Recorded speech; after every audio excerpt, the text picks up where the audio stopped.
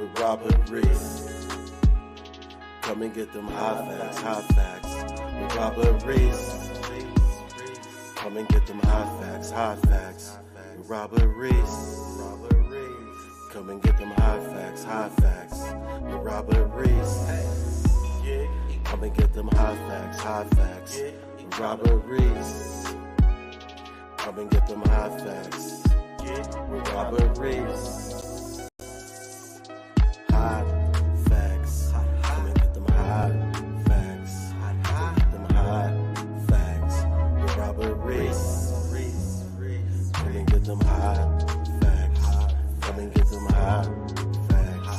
Come and get them hot facts with Robert Reese. Hot facts. Robert Reese. Hot facts. Hot facts. Robert Reese. Hot facts. Gig economy. Robert Reese. News channel. Gig economy. News channel. Hot facts with Robert Reese. Hot facts with Robert Reese. Hot facts, hot facts, hot facts. Hot facts, hot facts, hot facts. Hot facts, hot facts, hot facts. Hot facts, hot facts, hot facts. Hey, with Robert Reese. Come and get them hot facts. Hot facts. Hot facts. Robert Reese. Gig economy. News channel. Hot facts with Robert Reese. Sit back, relax, and listen. Come on. Get these hot facts. K-Reese 007 for hot facts. Hot facts with Robert Reese, people. Got a good one. Doordash, they're trying to do something. With Robert Reese. Well, what do you mean? They're trying to do something. I'm telling you. Mr. Reese knows what he's talking about and knows what he means.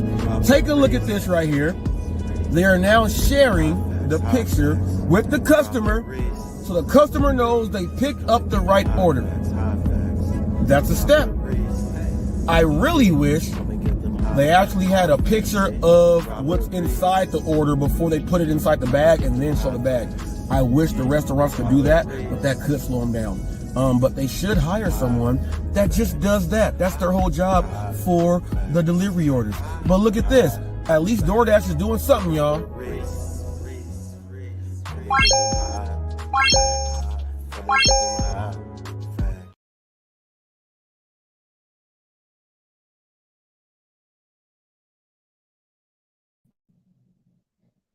Thought Streamyard would do it. I was giving Streamyard a test to see that if you already have the mic mute button already hit, and then if you put your clip up, it automatically mutes it, then it unmutes it when it's done.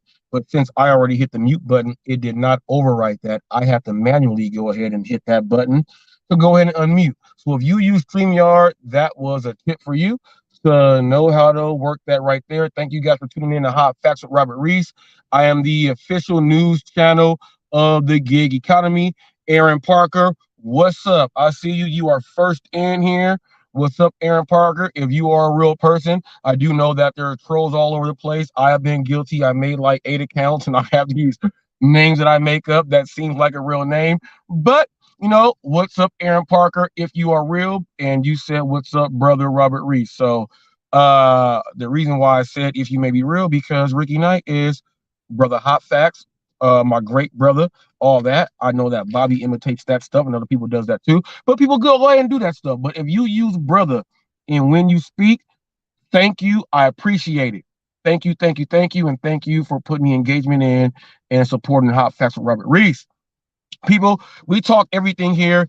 Gig, DoorDash, Uber Eats, Lyft, Uber, Roadie, Curry, Walmart Spark, Instacart, Ship, Point Pickup. If you're in cargo vans and you got vending machines, you're a barber, you're a plumber, whatever you do for your 1099 and how you get your contract in, we talk about that. I also do lots of interviews with people that own their own things and their businesses, and I might just pop up on them right on the spot, do an interview with them, and bada boom, bada bing. We got some things right now going on that DoorDash is doing. We got some negative and we got some positive. We got some negative and we got some positive. Ain't that how the world works? So we'll go ahead and talk about all of this, but please make sure before you do anything, make sure you hit that like button because we are about to go in and get it in. And you guys already know I got Jeffrey up there as my artificial intelligence running the chat there. He does not like, what does Jeffrey not like, Amelia? Jeffrey does not like all capitals. He does not like a whole bunch of exclamation things. He does not like spam at all. And Jeffrey has few words that he does not like. So if you try to type those, he will not put those up. But if you do something, he'll give you a warning. Please, people, just put the capital of the first word you're going to put in your sentence. Or if you want me to understand that that's what you're saying, so Amelia can go ahead and see it better too, put the capital before each word that you do if you got that much time on your hands, okay? Obviously, I got Jeffrey there, and you all know I got my assistant, who is my wife, Amelia. Say hi. Hello. Oh, she did like Kevin Hart. He got white hand. I got Amelia hand. So I got my assistant with me at all times. So anything that I miss, she'll normally pick it up. And also what happens is I go over and I speak, then I take a break, and then I go and we go to the chat. We read the chat. We go ahead and get it in there. And there you go. I want to give a big shout out and thank you to Johnny Necab. He purchased a membership, and out of all people, the gift membership went to AZ Prod. Now, this is strange because he's blocked, like I hid him from my channel, and he is a member. So I'm guessing while he is a member, I'm going to have to unhide him from my channel because I am not going to do what Glitch Dash did to me while I was paying for a membership, not gifted. He had me hidden while taking my money, and when I'm typing in because I'm a member, no one was able to see what I was saying. So after today, I will go ahead and unhide him so that he can actually go ahead and be able to talk, because it'll give him the whole month that he is a member that Johnny Kneecap gave that gift to. And did you get an email yet from YouTube yet? No. Okay, all right. I got to figure out with YouTube, do I got to send it on something else? Because see, while me doing this, she will be able to go in to she'll have to download the YouTube Studio, then go in and go to settings while I'm doing this and go and unremove him right now. But if you don't have anything from YouTube, it's been like 5 times I did it. Okay, I got to go ahead and do it again. YouTube, you got to step that game up. How you going to say invite people to be part of admin, editor, whatever else it is for your YouTube channel? But when you do all the processing steps, you ain't following through on your end. Come on, YouTube, we gotta get it together in Dick Vitale voice. Come on, baby. It's a diaper dandy over here. We gotta shoot it for the 3 trifecta. See, that's how I can do saying it like it is, and Dino's so easy because Dino sounds like Dick Vitale. So I can do Dick Vitale. So I can also do the credentials. You gotta have the credentials. If you don't have a Philly and you don't have it with the whiz cheese, you cannot be credible, and you do not have the credentials to say you can speak on any cheesesteak. DoorDash, what are you doing? We have people who live out here. What's legislation gonna do? Where are your credentials? People, go ahead and check out Saying It Like It Is. Go check out Dino. That's Saying It Like It Is. But I want to get into this right here. What DoorDash has implemented all morning, at least with us. Here's what DoorDash did. And if you drive DoorDash, this is going to be information for you. So DoorDash, I put the video up right now, but you know, let me let my wife tell you exactly what DoorDash did. So let them know what DoorDash did. What did they do? With the picture and the customer.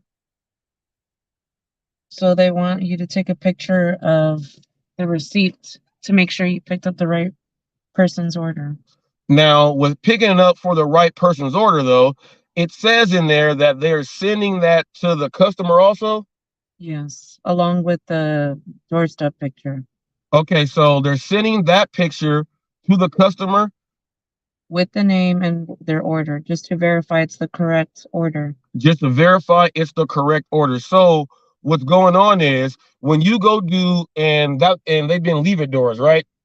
Leave at doors, yeah. So someone can't say that they didn't get the right order, and then you get a contract violation or you get a bad rating.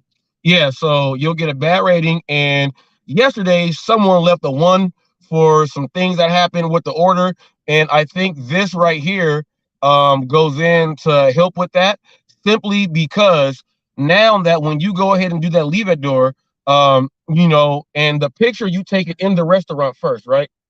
Yes. All right, so before you confirm. All right, so where's this one going? Target. The Target. So what's happening is before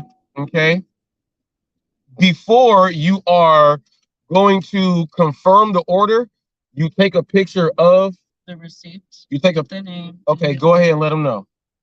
You take a picture of the order with the customer's name, and it's just to verify that you picked up the right person's. Yeah, so when you get there, before you confirm, before they say, can you confirm the order, you're going to have to tell them now as a driver, well, I have to go ahead and take a picture of this first to make sure it's the right order going to the right person, and to make sure that everything there is in the bag. Because you guys do know how when you guys go ahead and pick up orders, they'll have, like at certain restaurants, it won't have the dollar signs for how much it costs, but it'll let you know what's inside the bag. So when you take that picture, that's going directly to the customer before you confirm. Now, my thing is, does DoorDash want you to do that and then wait for the customer to say okay? Or just do that, then go ahead, hit confirm. When they get the picture, I'm wondering that if you are driving down the street when you already picked up the order, are they going to say, well, no, they're missing that because that's not inside the or that's not mine. So I'm wondering if DoorDash wants you to wait until the customer responds. I want you to just go ahead, take a picture.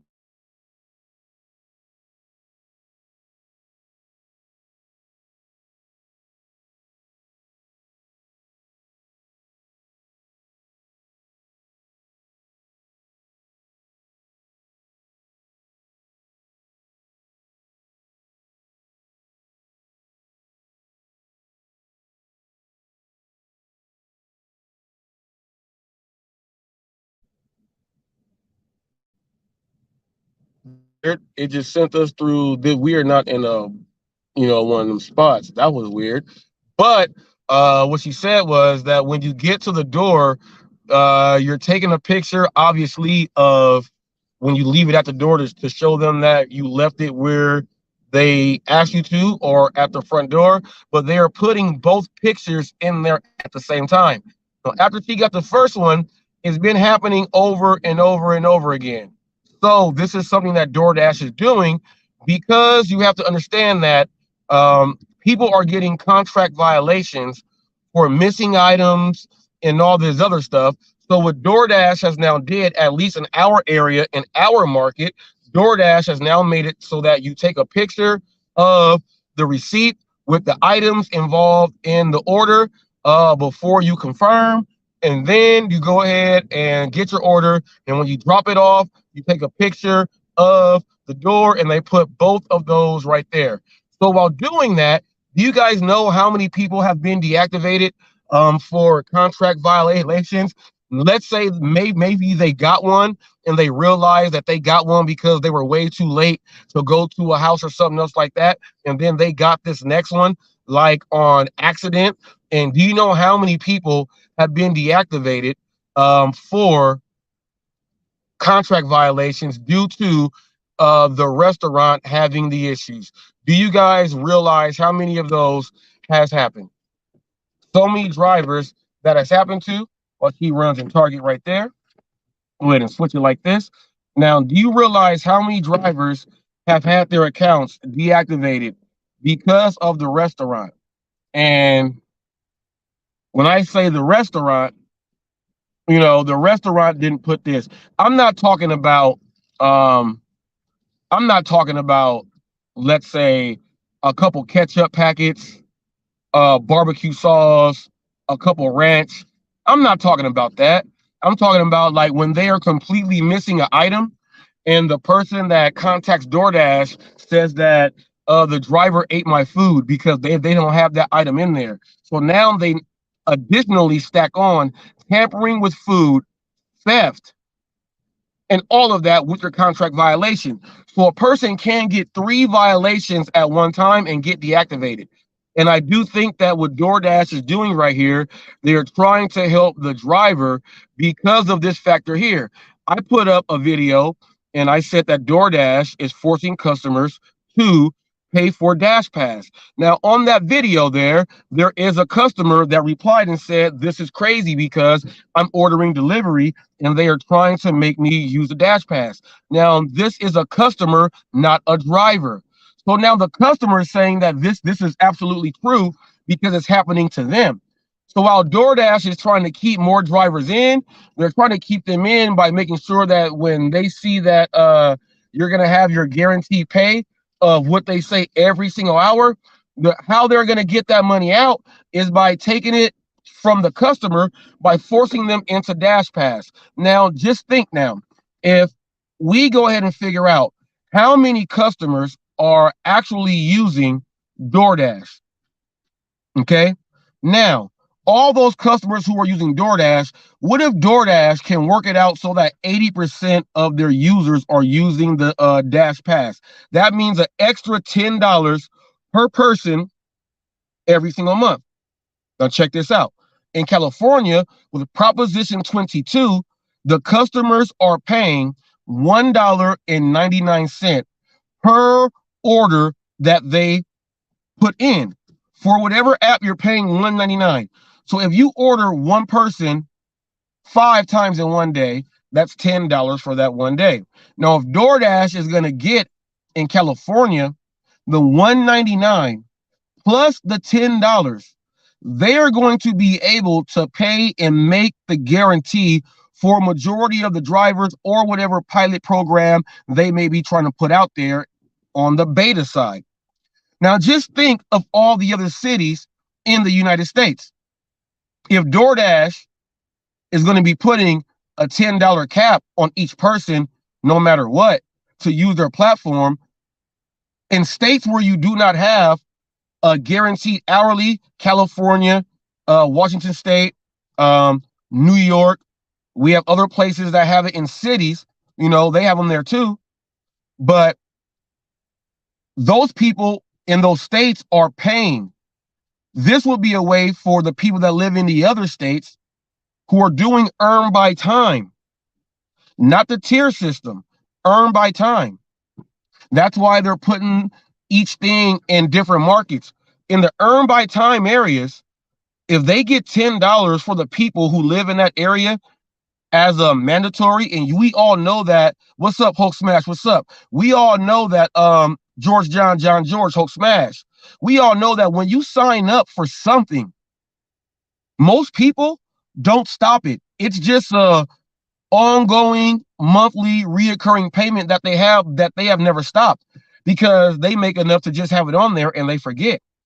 The only way that happens is if you go and get one of those apps that allow you to look at everything that you're signed up in with a password, or you actually go through your Google, look at your subscriptions on what you have, which ones to start, stop, and all that other stuff. You're going to keep your subscriptions going year round. So while most people will sign up and say, I'll just do it this one time, DoorDash is going to keep them over each month. So each month, if all these people are paying $10, think of all the money coming in every single month that can go ahead and pay for the earn by time for these drivers in this area. Now, while DoorDash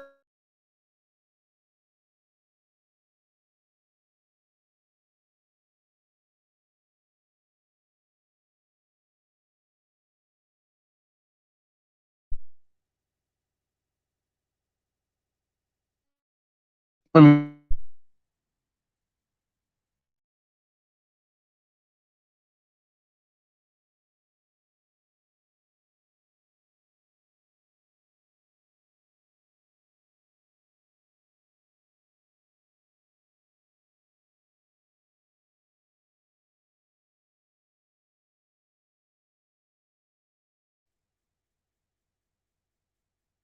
now just think, if all these people are paying $10 every month, think about all the money that is going in that DoorDash can use, okay, that DoorDash can use to pay these drivers in these areas who have earned by time, okay, that have earned by time. And people, hand sanitizer.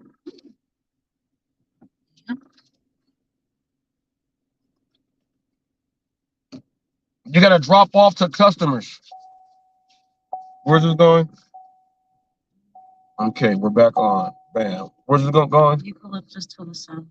All right, so the people that are paying, that are going to end up paying the $10 every single month on DoorDash, that's going to be helping drivers and markets who are on the earn by time, so they can absolutely make what the guarantee is. Now, understand that the Dash Pass is not a tip.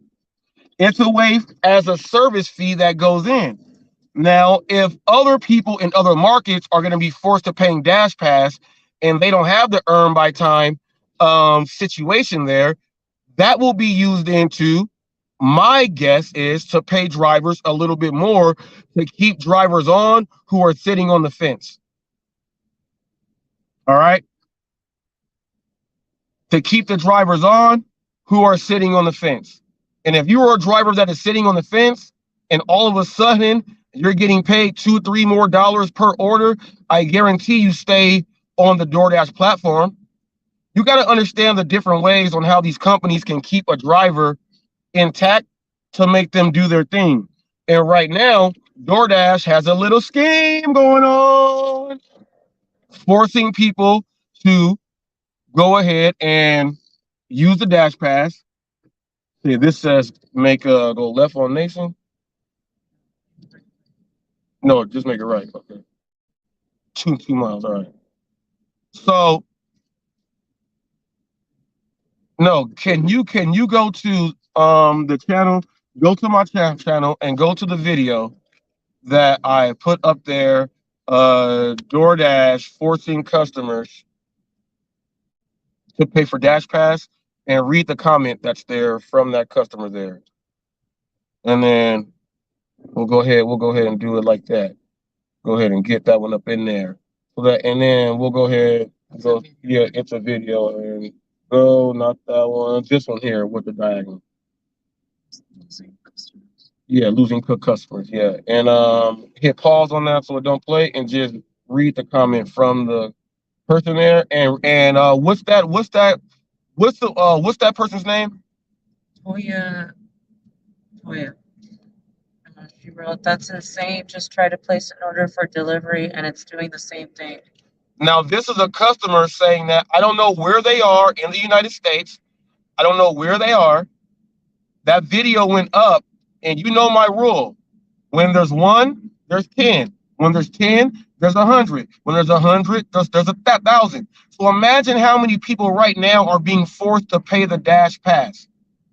Now you gotta think, all that money right there is going into the people utilizing earn by time. Because how are they gonna guarantee all this money earned by time when they've been winning by getting over on people when they don't take their orders and they're just paying them $8 for the whole hour? How are they going to make sure that they guarantee this in these areas? You know how? By putting an extra fee on the customer, okay? By putting an extra fee on the customer. Now, customers, we all know that if it's convenient, you'll keep doing it. If a customer sees that, well, they charge me for that, but I order at least 2-3 times a week. If a customer orders 2-3 times a week and they see that, dang, my orders that I'm getting, I'm actually paying less, they're going to see benefits in the Dash Pass, okay? and they will stay on there. What if someone orders DoorDash once or twice a month? Dash Pass is not going to be convenient for that person. So that person may just want to go ahead and just quit. But if the person uses it that seldomly,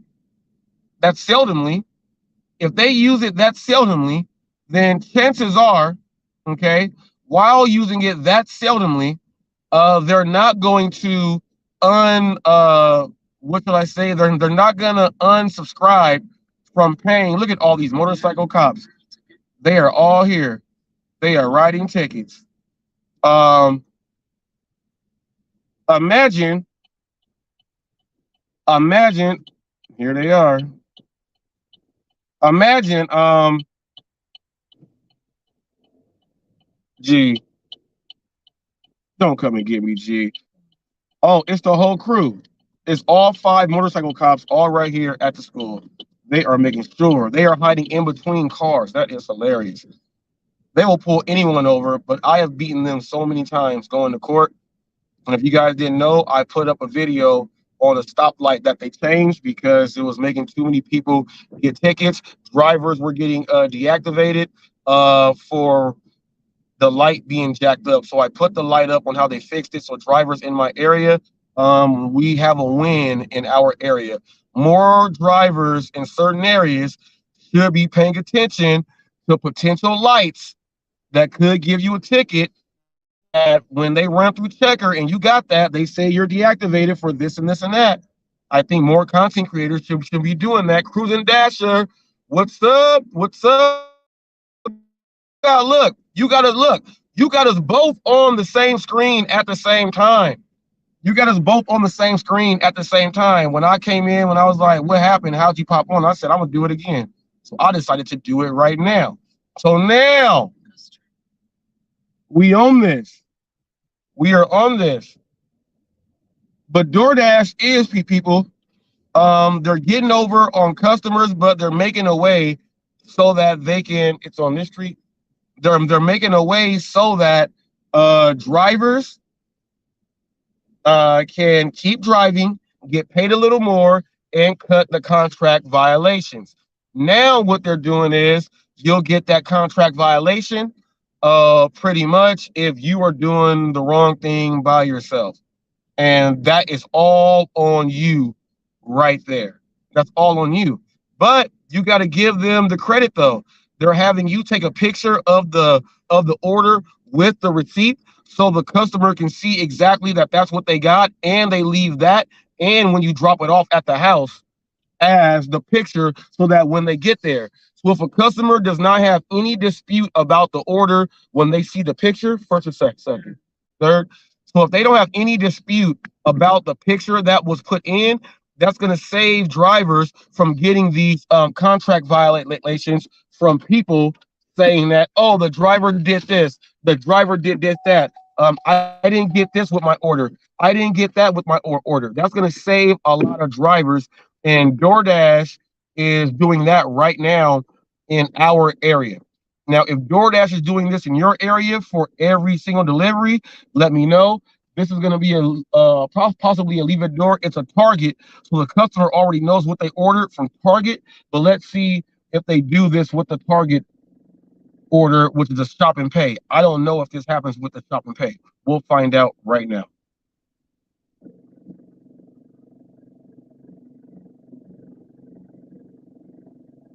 Okay, something happened. Oh, they told her to leave it. Okay, so she took a picture of it at the, okay, so she took a picture of it at the front door, and then they just told her to leave it at the garage. So she's taking a picture of it at the garage right now. And that's going to be there. And now I got to ask if on a shopping pay, what's up, TFT? What's up, TFT? I got to ask if on a shopping pay, if they did this on a shopping pay. Question for you, Emilia. Question time. Now, did they have you do this on a, I said maybe because it's a Target order, it's a shop and pay, that because the customer knows what items that they are picking, what they shop for, they didn't have to have you do any of that when going inside there. So is that accurate? Correct. All right, so that is accurate, people. So on a shopping pay order, because the customer already knows what they are ordering, you don't have to do it. But when you go into a food like a restaurant, a burger place, anywhere like that, if you go into any of those places, right there, you're gonna have to take a picture of the receipt and the order, so it goes directly to the customer, and you got to take a picture, obviously, of dropping it off at the door. So while that is going on, DoorDash is doing something that is going to be helping drivers not get deactivated, okay? By helping drivers not get deactivated by what a customer may say. Now, if DoorDash sees an improvement of what they may want to see as driver quality or the happiness of the driver while doing this, will be a great thing. Cruising Dasher said what? Let me put this up there. Can you read what Cruising Dasher said, please? Pin code, pin code, pin code. Can't say it enough. Yes, true. Thank you. Oh yeah, pin code. Yeah, hey, Cruising Dasher. That's why I like Uber Eats so much. I like Uber Eats so much that pin code, pin code, pin code. And you know, with Uber people, you can bypass the pin code and then, you know, still drop it off. But I'm gonna let y'all know. When I put that timer on, ain't no pin code, that's not theirs anymore. They're not home. I'm sorry. Now, if I'm like, you know what, maybe they made a mistake, or let's say they forgot the pin code because someone gave them someone ordered it for them, and you know they're giving you the pin code, it's like maybe one number off. I'm like, you know what, I'll text the person who it is and say, I'm here with so and so, and they'll say yes, I'll go ahead and give them the food.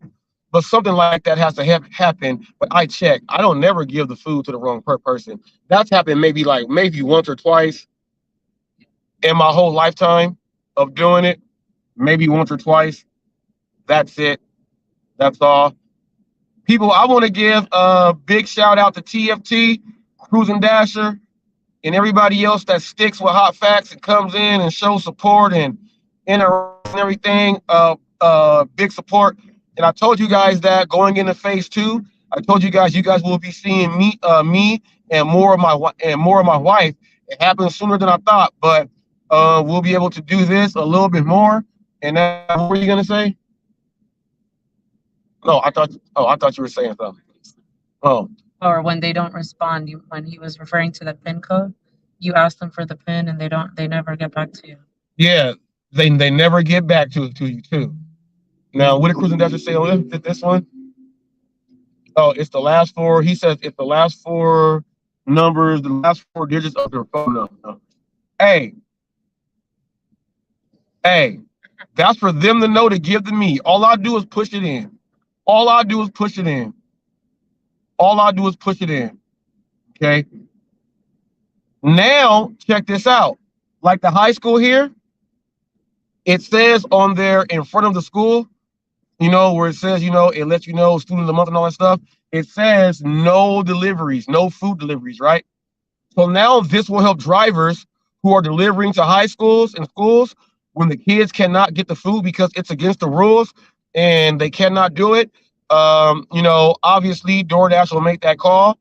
But then you are going to be able to, you know, take a picture, you know, with the security guard saying, waving their fingers, no, no, no. But DoorDash always makes that call because, you know, teenagers have been getting people deactivated because they're not getting their food. So by DoorDash doing this, it's going to help these drivers who go on the edge and deliver to these schools. It's going to help there also. That is high risk right there, people, because check this out. What can happen is the school can actually notify DoorDash, and with your license plate from the school, they can actually give it to DoorDash and use that to get you deactivated. They're getting slicker though. So no, the student. Yeah, but see, no, you You went to go drop it off. You were like, I'm dropping it off. She's living on the edge saying, I'm gonna go get my money, I'm gonna drop it off and do all that, thinking like they're gonna give her a warning. They may give her a warning once, security may give her a warning once.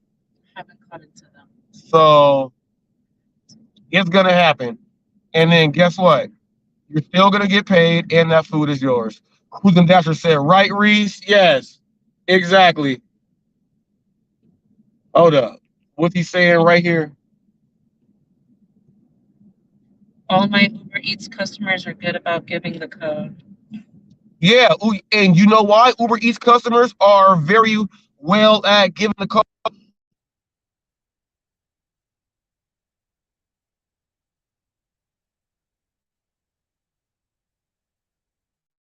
They hire the attorneys and they make sure that it's right. DoorDash don't do any of that. And Uber Eats customers realize that you will get your orders. Okay, your orders are going to come. They track. The customers have the ability to see your face. They know what car you're in. They know the license plate. Uber gives the customer a whole lot of accessibility so that they know exactly what is going on. And when they know what's going on, you're going to get a better service because it's so easy for someone. You said what? Yeah. Panda Express? Bam. Didn't even get a chance. The service is so much better that you get on Uber Eats. It's just that DoorDash it's more convenient because there's more drivers. That's the only reason there. It's more convenient. And I gotta say something. Pedro put up a short like yesterday. He's been putting up as many shorts as I have this year, and I see that he's competing with me on putting up shorts and videos. He's trying to. Good luck, Pedro. I got 3 more. I'm about to drop once this live is over. And they're all doing well. They're all doing well. Pedro, they're all doing well. But Pedro put up a short and said, "Should we take these orders?" It was a DoorDash order, and it was like $4 for like 0.5, 0.6 miles, right? Then they gave him an add-on, and it said like another $4 going like another 250 feet. He asked the dumbass question on, should you take this order? Someone wrote in the comment on that video, if you don't take this, you're a clown. That's what they told him. And I applaud that person right there for saying that because, first of all, if you're getting $4 for like 0.6 miles and you're getting an add-on for 250 feet away from that place for another $4, you're about to get $8 for under a mile. Why would you even ask anyone, should you take this order? You know why, people? Because of what they tell people. I'm not going to move my car for less than $5. And if it's a stack order, the stack order has to be at least $10. That's why he would ask that question. But when you realize what's in your face, you're an idiot for not taking it. You know what I mean? You are an idiot for not taking that order. And that's what Pedro ultimately was letting everyone know. He's an idiot for asking that because he would have turned those down because a stack order should be $10. It shouldn't be $8. It shouldn't be $8 for 0.6 miles. It should be $10 at least. So I'm not going to take it because $10 more or $2 more were not added in to my fare for me to go ahead and work. Not to mention, you could get extra tip from both, and or one might tip in cash. You never know. You want to go inside or drive through? Yeah. People, look, we always check first because if that car was not there, it was drive through. I'm telling you. If that car was not there, it was drive through. So we're at the Panda Express. This order was like $6 for 3 miles, so it's $2 a mile. You're not going to pass that up, but as you see, we got back to the spot, just parked, and it just popped off just like that. That's how that works right there. But for someone to be at that stature on what they say they do, as far as a delivery driver, they should never ask that. This guy is doing delivery work. Watch this. You doing a DoorDash or Uber Eats? A Grubhub? Hey, now I've been on the Grubhub waiting list for like 2 years now. I know they pay well, And are you getting a lot of Grubhub orders here? All right now. Stay up there, man. Drive safe out there. Hey people, that's Wesley. That's Wesley, y'all. That's Weird Wesley. That's Weird Wesley. That's Wesley right there. Wow, that is Wesley. Wesley. That's right. That's Wesley right there. I am not responsible Oh for this yeah. man's behavior. See you later, Wesley. See you later, man. And he gave me the piece. That was the first time I ran into Wesley. And he's doing the Grubhub. People, Weird Wesley. That was his change. He changed his name to Weird Wesley. That's Weird Wesley right there. He's coming out holding his black bag. That's Weird Wesley. I said, hold up, that's him. So I got the car. I said, Wesley. He gave me the piece. He saw Hot Facts right there. This is my very first time. That's his car, the black car there. Now I can know his car. This is my very first time interacting with him. Not on here, on social media. This is my very first time interacting with Wesley. Oh wow. Oh wow. Yep. He's probably turning on Hot Facts right now to see, was that Robert? It just went up one person inside the box. I guarantee that's Wesley right there saying, was that Hot Facts? Yes, it was Hot Facts, oh yeah, and now it's gone. Yeah, Wesley just saw myself and my wife at Pan Express. This was the very first time I've seen Weird Wesley. After all the beef and everything, and he was calling me weird and stuff, this was the very first time. So people, I want you to know, if I see you in public after you bashed me and dissed me, I'm not gonna go up to you and try to hit you up and all that stuff. I said what's up to the man. He gave me peace. I gave him a piece. I said drive safe to him, and now he's pulling out. Looks like in a quarter or something.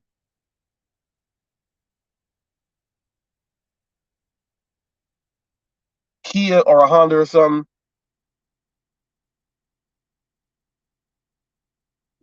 Oh, torp. And I gotta say this to you one more time. I don't know why you're bringing my wife up in caps.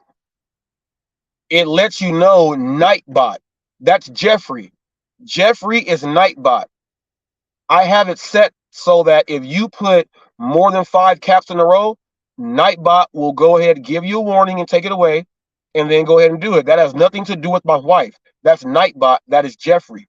That's my AI. That's Jeffrey. Please stop saying I hope I didn't upset your wife. I don't know where my wife comes in that. The people that watch this know who Jeffrey is, and they absolutely know what he accepts and what he does not want. I don't want a bunch of caps. If you want to speak in caps, put a cap in the first letter of every word you're going to do, so I know that's your trying.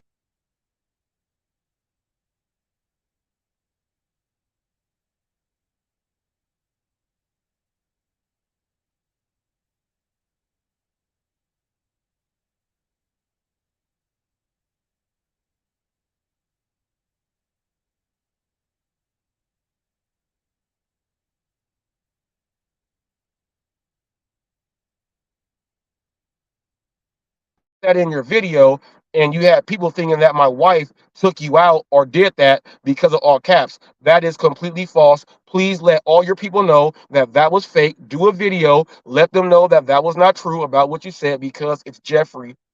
It's Nightbot. That's not my wife. That is completely false. So please let the people know that that was not my wife, because now people are going to think that she will go ahead and remove them if they want to go ahead and type in my chat. That's how you hurt channels who are doing positive things. Don't need none of that negativity for shit that people don't understand. And it says there Nightbot. It don't say Emilia Reese. It says Nightbot. Nightbot's name is Jeffrey. Nah, it's not a joke, because if people want to come to my channel and not type, they're gonna think that you are gonna be removing things, and they don't want to type. So It says Nightbot. it says Nightbot, but if he says it's you, they will think it's you. So that's how people think. No, I do believe in the freedom of speech. You and Eli were doing, a podcast, so I was trying to respect his wishes. And be professional. That's all. Yeah. So yeah. So for your viewers, Torp, let them know that that is completely not true, because you get people that watch these, and these people like to come ahead and say things on my channel and stuff, and then it's completely not true at all. So I just want that I want that to be clear, and I want that to be out there, that that's not my wife, that is Jeffrey. And that was Weird Wesley. He gave me the piece up and thumbs and everything. People, I told you guys, if someone got beef with me and like they go and talk all this crap, I'm not gonna run and beat you up. I'm not gonna run and beat you up or do any of that stuff, man. Whoever makes up that stuff, you guys are false and everything else. You got Wendy's. another one? Yeah, Wendy's. On Wendy's? Same mileage. Same mileage with an add-on for Wendy's. 750 plus. 750 plus, same mileage, 750 plus. So the first one was $6 to go to 3 miles. So for plus 750, going how many more miles? It's the same, 2.4 altogether. Oh, 2.4 altogether. So it's 1450 for just 3 miles. It turned in from taking that 6 for 3 that people said, I'm not going to take that order. Now that 6 for 3 turned into 14. Turned into 14 for 3. Acceptance rate matters, people. They stack you up, they double you up, they do all of that. Ask Mr. Flex, does acceptance rate matter?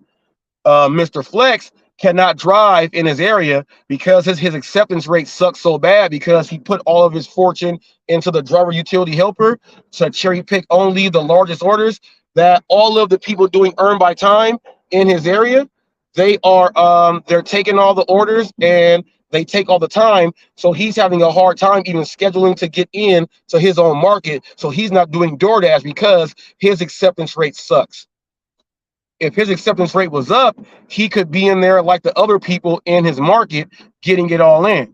But since he is not doing that, the other people are in and he can't even get into work. So that's how you know acceptance rate matters, when someone in a super metro market cannot even get in to get a shift because earn by time has taken over, and they let you by your acceptance rate, and everybody else there can now get in and then block you out. That's why your acceptance rate matters. Go ask Mr. Flex, everyone.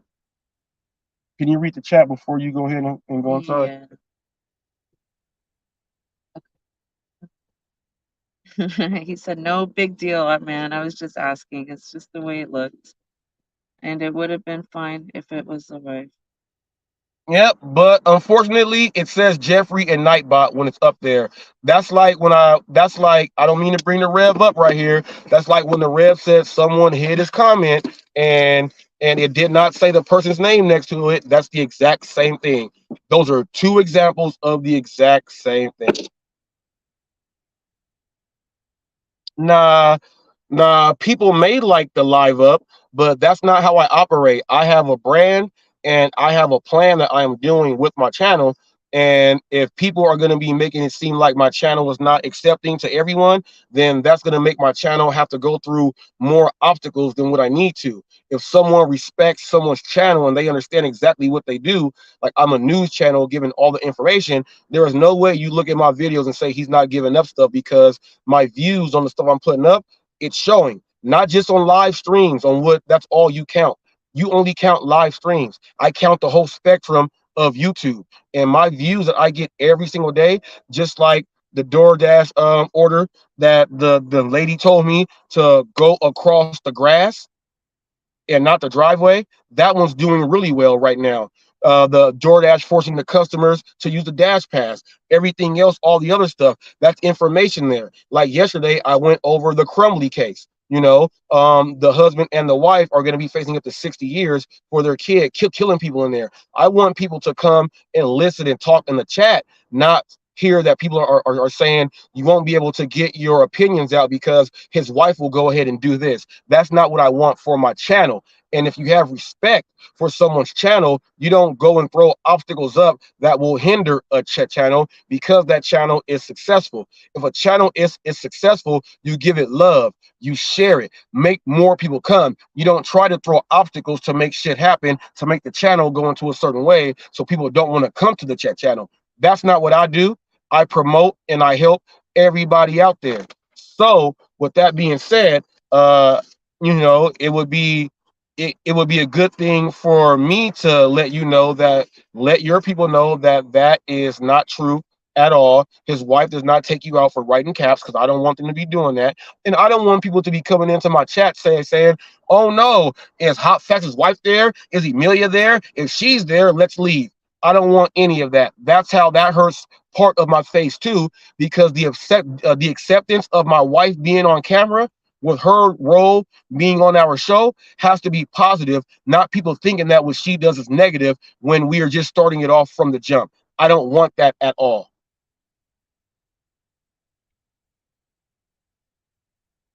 I got to guess. Let me see. TFT. I don't want that at all. Here, give me these. Hello. How's everybody out there in YouTube land today? I don't want that. I don't want that torp going in. This is the second live stream that she is on for the live stream.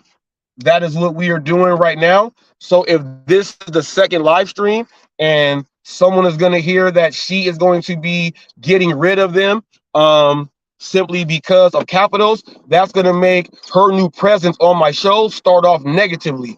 I don't want that on here because we're adding in to make it better, not adding in to make it worse, to make it more difficult, so she can have a difficult time and hear trolls come at her for things people are saying that's completely not true.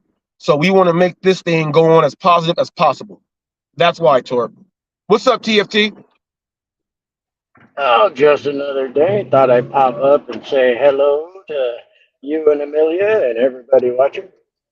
It's been kind of a slow day in my market, but that's okay. It happens.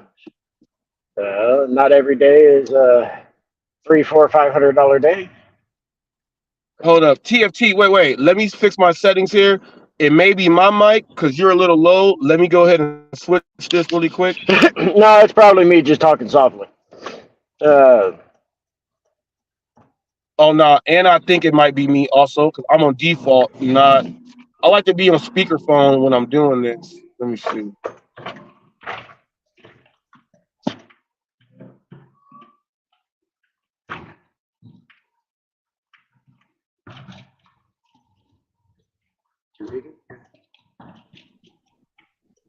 Come on, speakerphone. Hold up. Now when to switch the settings, huh?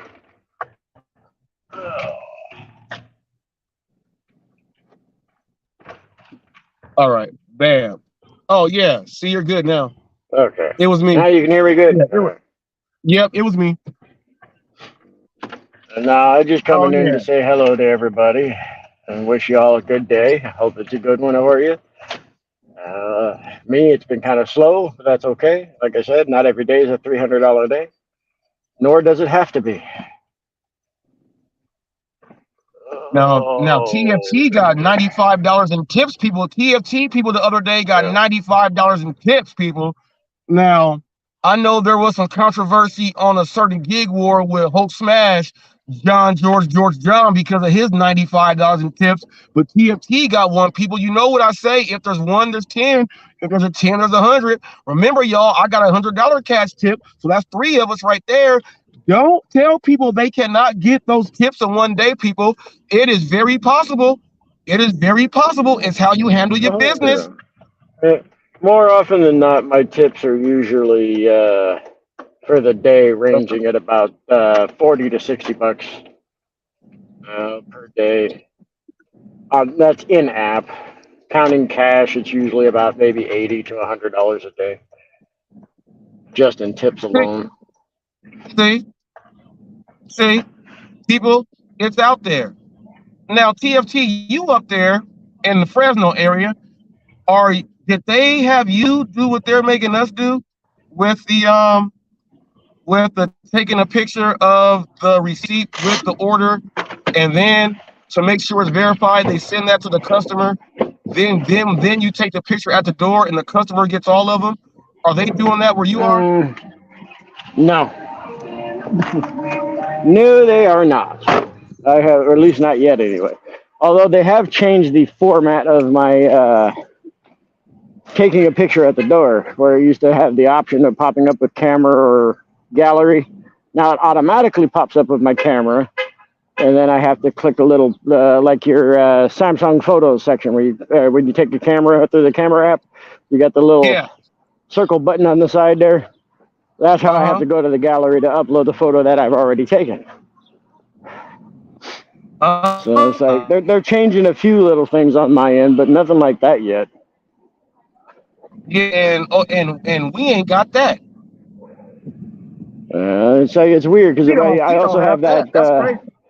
I also have that Grocery Shopper Pro section here where I'm getting extra money for doing shopping pay orders, and you guys don't have that either, from what I've heard. The Shopper Pro, the Shopper Pay, the Shopper Pay Grocery. It's a Grocery Pro. They've only sent me an email saying I'm prioritized for Shop and Pay orders. Yeah, it's a pilot program here that they're testing. Okay. It's called Grocery Pro. It adds anywhere from an extra $3 to $10 per Shop and Pay order as a bonus reward. Yeah, here they give like $1 per extra heavy item. That's what I've noticed. No, I get those too, like that. But that's just regular Shop and Pay. How you doing, Torp? Hey, what's up, Torp in the building? What's up, Torp? See, yeah, Torp's in the building. Damn, bro. What's good? What's good? What's good? That's loud. Damn, dude, I was watching you live, dude. I had to turn it up to hear it now that I'm on it. My eardrums are busted. What? How do you fix that? Yeah, I noticed that myself when I was watching on YouTube. The audio was a little muffled, but when I came into Streamyard, the audio amplified. Yeah, go to your settings, Torp, and then go to your. Down, my head is banging, dude. I can barely hear you on your live. I'm in the studio. Boom. It's loud. Oh yeah. No, ain't no knock, dude. I can hear everything clear as a bell. It's just loud as hell. That's all. Oh yeah, we in here now. It ain't got nothing to do with you. It ain't got nothing to do with you, homie. It's just, it's weird how that shit works, right? It's like you like in here, all of a sudden it's like what? Different program platforms have their audio cues set to certain levels and different formats. It's weird. You ain't wrong, TFT, because I was listening to it on YouTube. Now I'm listening to it on Streamyard. So you're right. Oh, by the way. Oh yeah, there's something going on. But by the way, before I get cut off, this ain't got nothing to do with Robert Reese or his wife. But before I get cut off, because I know how this stuff works, I want to make one thing really clear. I was never trying to imply that you're going to get cut off on Robert Reese's channel by typing in caps. I just thought it was funny that day that I typed in caps to say, hell yeah. And then things got a little bit weird with the Nightbot. I just learned something. Robert Reese figured it out and told me about it. And now I know. The Nightbot is not his wife. I thought maybe that. See, I don't have. Yeah, that's Jeffrey. I wouldn't know about it. I wouldn't know about it. Yeah, his name is Jeffrey. His name is Jeffrey. Everybody has a Nightbot. I got a Jeffrey. Oh, you called it Jeffrey. See, that's where you screwed me up again, dude. I don't know the names of these fucking AIs, dude. I don't know the names of them. Jeffrey has his. And then I figured your wife had full control over your channel, which I'm sure she does. Total respect to the wife, man. Mine gets respect too. I'll shut somebody down. They don't give her that. I don't bring her up that much, but if I do, it is what it is. I feel you on that. Ain't nobody trying to disrespect your wife, man. And I know that you like freedom of speech, dude. It was never about that. I just wanted that on the record. Now I think it's out there now. Yep. I appreciate that. It's just that my phase 2 is so important that she's a big part of my phase 2. As she's having your better half, man. She ought to be a part of your phase. She's your better half. Having my co-host here, she runs the moderating, doing all that other stuff. YouTube is messing up. I tried to make her into being part of the actual YouTube channel to make changes and stuff like that. They have some reason it's going weird. But phase 2, she's gonna be in here for a big part, especially for topics that I'll be bringing up. When we're speaking about men and women issues, like we can't speak about men and women issues with 6 guys on the panel, 7 guys, 10 guys on the panel. Ain't no woman up there. And that seems kind of weird because ain't nobody got the other viewpoint from what we supposed to be trying to hear. And it just seems weird that other men are trying to act like the women too. And I got to bring that part in here too. So we ain't faking the funk, we getting it right. I think you brought up a great subject there, Reese. I think it's funny how, like, when we get all these panels going, these lives going, last 12 months, I'm going to speak to what I know of. Just to what I know of. I ain't talking about across the spectrum for 10 years. But it's kind of funny how it's almost always men. But I love what you're doing with your wife because I did it with mine a couple times here. You know, she got a karaoke. She was up there with me once or twice. You know what? I think it'd be great if people just like let go a little bit, let loose a little bit. Things ain't got to be so tight. They ain't got to be all wound up. They ain't got to be all ridiculous. Everybody getting all worked up about, man, don't you disrespect his wife. It's like, man, look, my wife is strong as fuck, man. She'd laugh at a couple guys that come up here and say something stupid. She just laughed at them. And then she'd walk away. She ain't got no YouTube, dude. She don't. My wife ain't got no. The only YouTube she's got is what I got. And I'm like, what are you going to do to her? You going to ruin her life or something? No. You know what? I'm like you, Reese. I step in front of a bullet for my wife and my grandkids and all that. Those are givens, though. Why do we have to even explain that? Your wife popped up. She's having a good time. You know what? She could also back out at any time she wanted to. Nobody's going to mess up your thing. They can't. Your thing wasn't designed to be messed up, dude. That is you and your wife. If they mess it up, they messed it up. You didn't. Bring her up, man. Have some fun. Yeah. Have some fun. Because what I'm doing is, I put up a boundary so that it's there. Kind of like that when the rest of the gig world didn't understand why when Cherry and the Lounge was doing their thing, I was like, you bring up my son, you talk about anything else like that, it's going to be like this. They were like, why are you going to bring up your son? Because there's a boundary. And as you see, you guys never crossed the boundary, but Coach J. Rom did. That's why I brought that boundary up so that it was there. So I bring the boundary up so that it's, and if I don't put it there, no one, wouldn't no one care. They'll be talking about, oh, I'm effing your wife and I'm doing this and I'm gonna no. Now, if you want to write that in the comment section, you go ahead and try to write that in the comment section, but you ain't gonna get up here on no camera talking all that nonsense like that. I gotta nip that in the bud from the jump. So yeah, you gotta nip that in the bud. That's half of what you do. Check this out. The very second that I said something, and I don't know, man, what was it, 2 to 5 days ago, whatever it was. I'm not a Roy. I like Roy, but I'm not a Roy. I'm not doing the receipts thing.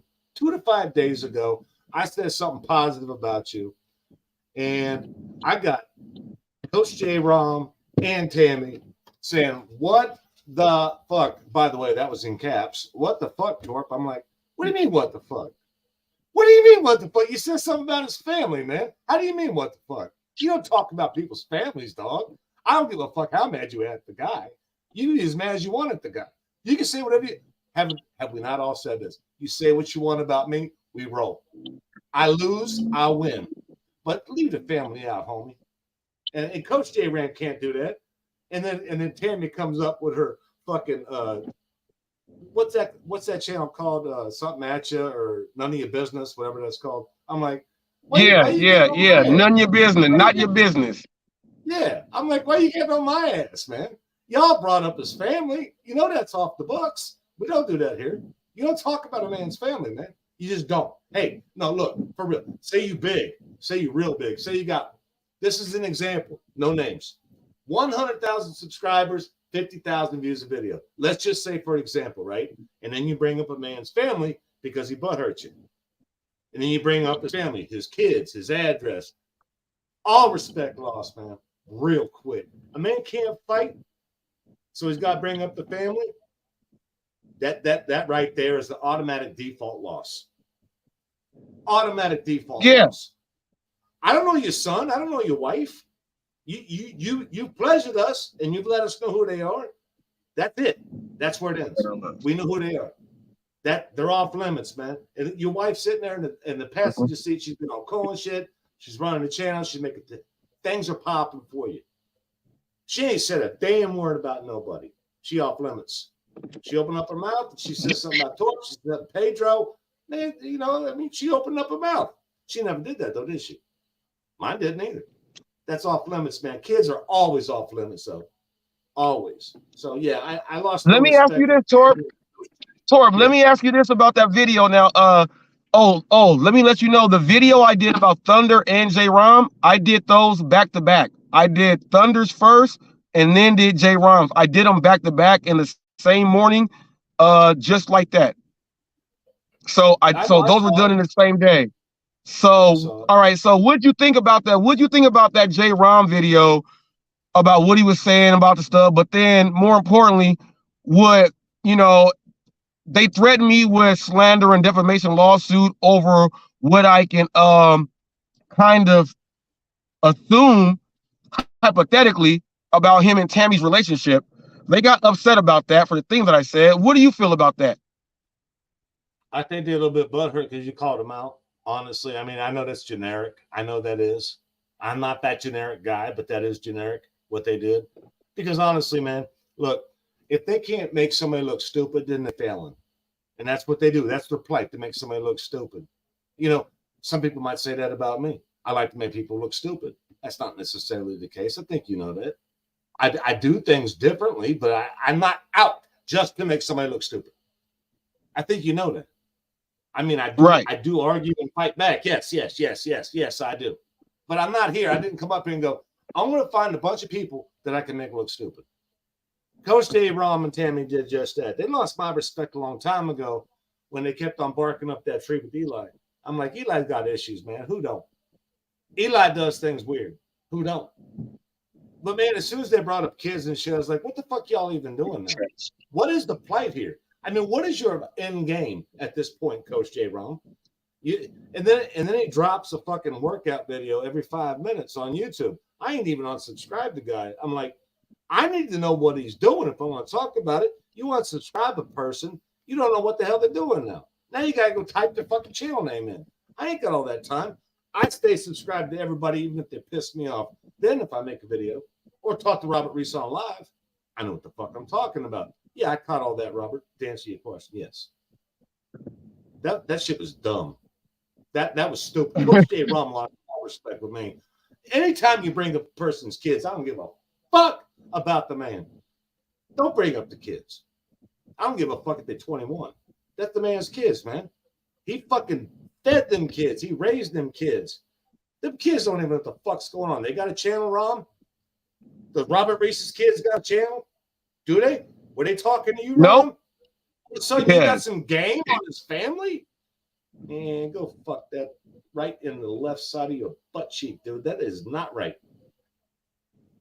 That is not right. No, it's not right. And how he presents himself on how cool it is to like do these things is crazy, because I'm like, to me, he seems like the fifth grader in school, you know, the big tough fifth grader. You know what Adam Sandler had it, O'Doyle rules. You know what I'm saying? O'Doyle rules. You get the O'Doyle rules family, man, and they think they're big tough guys and they can do whatever they want to do. And he is that person to where he makes up so many things that he has better than this person. He has that better, but it seems like he's only trying to be better than Eli, because Eli turned him down from what I understand. And Coach J-Rom has admitted this. He was in Eli's Facebook groups and followed him to YouTube. And Eli turned him down on having a partnership, and that's how he got butthurt. So everything he's doing is off of his. When he tries to be so masculine, he's a man that is sensitive, and he might be the girl man. If there were two men getting married, he might be the girl man, and he's showing his feminine feelings. His feminine feelings has him butthurt to do what women do nonstop. You know what?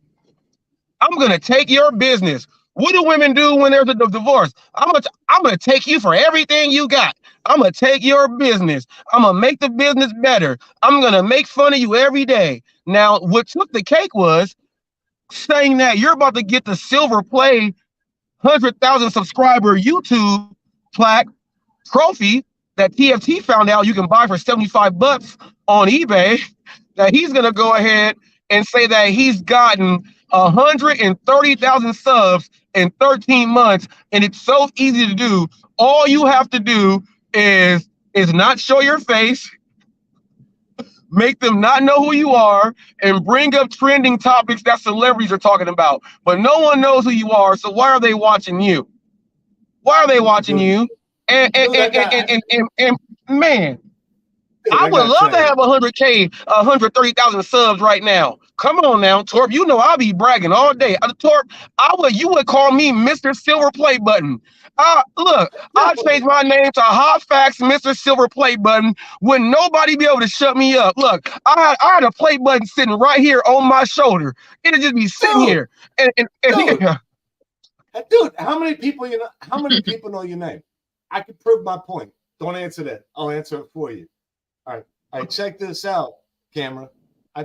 The audience is a camera, in my opinion. That's where that came from. It's an old school term. Look, we got Rampool Jack. They're all coming over because we're talking about him, Torp. They're all coming over. Check this out, man. Coach J. Rom's over there talking about this. He's talking about that. You know, he's trying to stay relevant, right? And all the meanwhile, he's trying to pump up his coach channel where he's pumping weights and shit like that. I'm like, dude, that shit is failing hard. It's just a fail. It's a hard. Some of us call it a hard pass. I mean, if that's your terminology, there it is. I'm like, wait a minute. Coach J. Rand was rocking and rolling when he was pumping out Eli, anti-Eli. And then he was pumping when he was pushing out anti-Robert Reese. Hot facts. He was pumping. And then he's like, all right, I got my audience. Everybody listening to me. Tammy's in here. Tammy's in here. Look. 5,000 reps. Nobody watching. Yeah. Nobody watching. Torp, Tammy's in here. I felt bad for the man. I felt bad. She's in here now. John Crump. All right, Tammy. Tammy, since you're in here, let me introduce you. Ladies and gentlemen, people of all ages, we have to you in the chat one of the most ruthless, maniacal people you will ever meet in the whole history of YouTube. Never shows her face because she resembles Greg the Hammer Valentine.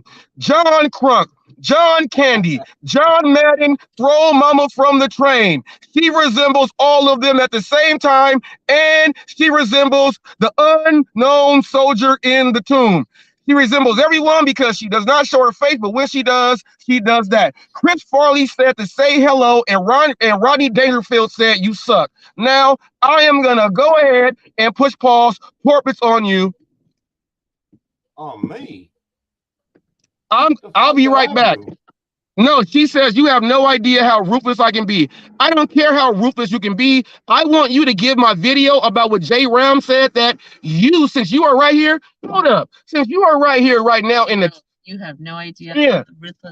No, since she's right here in the chat, Jay Ram said that arguably you are his best friend. If his other best friend is not his wife all the way, and he says that, well, my other best friend is one of my buddies, and he excludes his wife, guarantee that they argue about you, and she says this at home. Why don't you go ask Tammy? She's your best friend. I'm pretty sure they have these arguments about you, and I'm pretty sure that she says, and see, people, it's true. And I'm pretty sure that she likes to ask him about the relationship and tell him what he can and cannot do. And if he don't, she's going to kick him off of the board of governors for the company that they stole from Eli. Now, I want you to give my video that I did, that if you watch Jay Rom's video, my whole video is going off of what he said.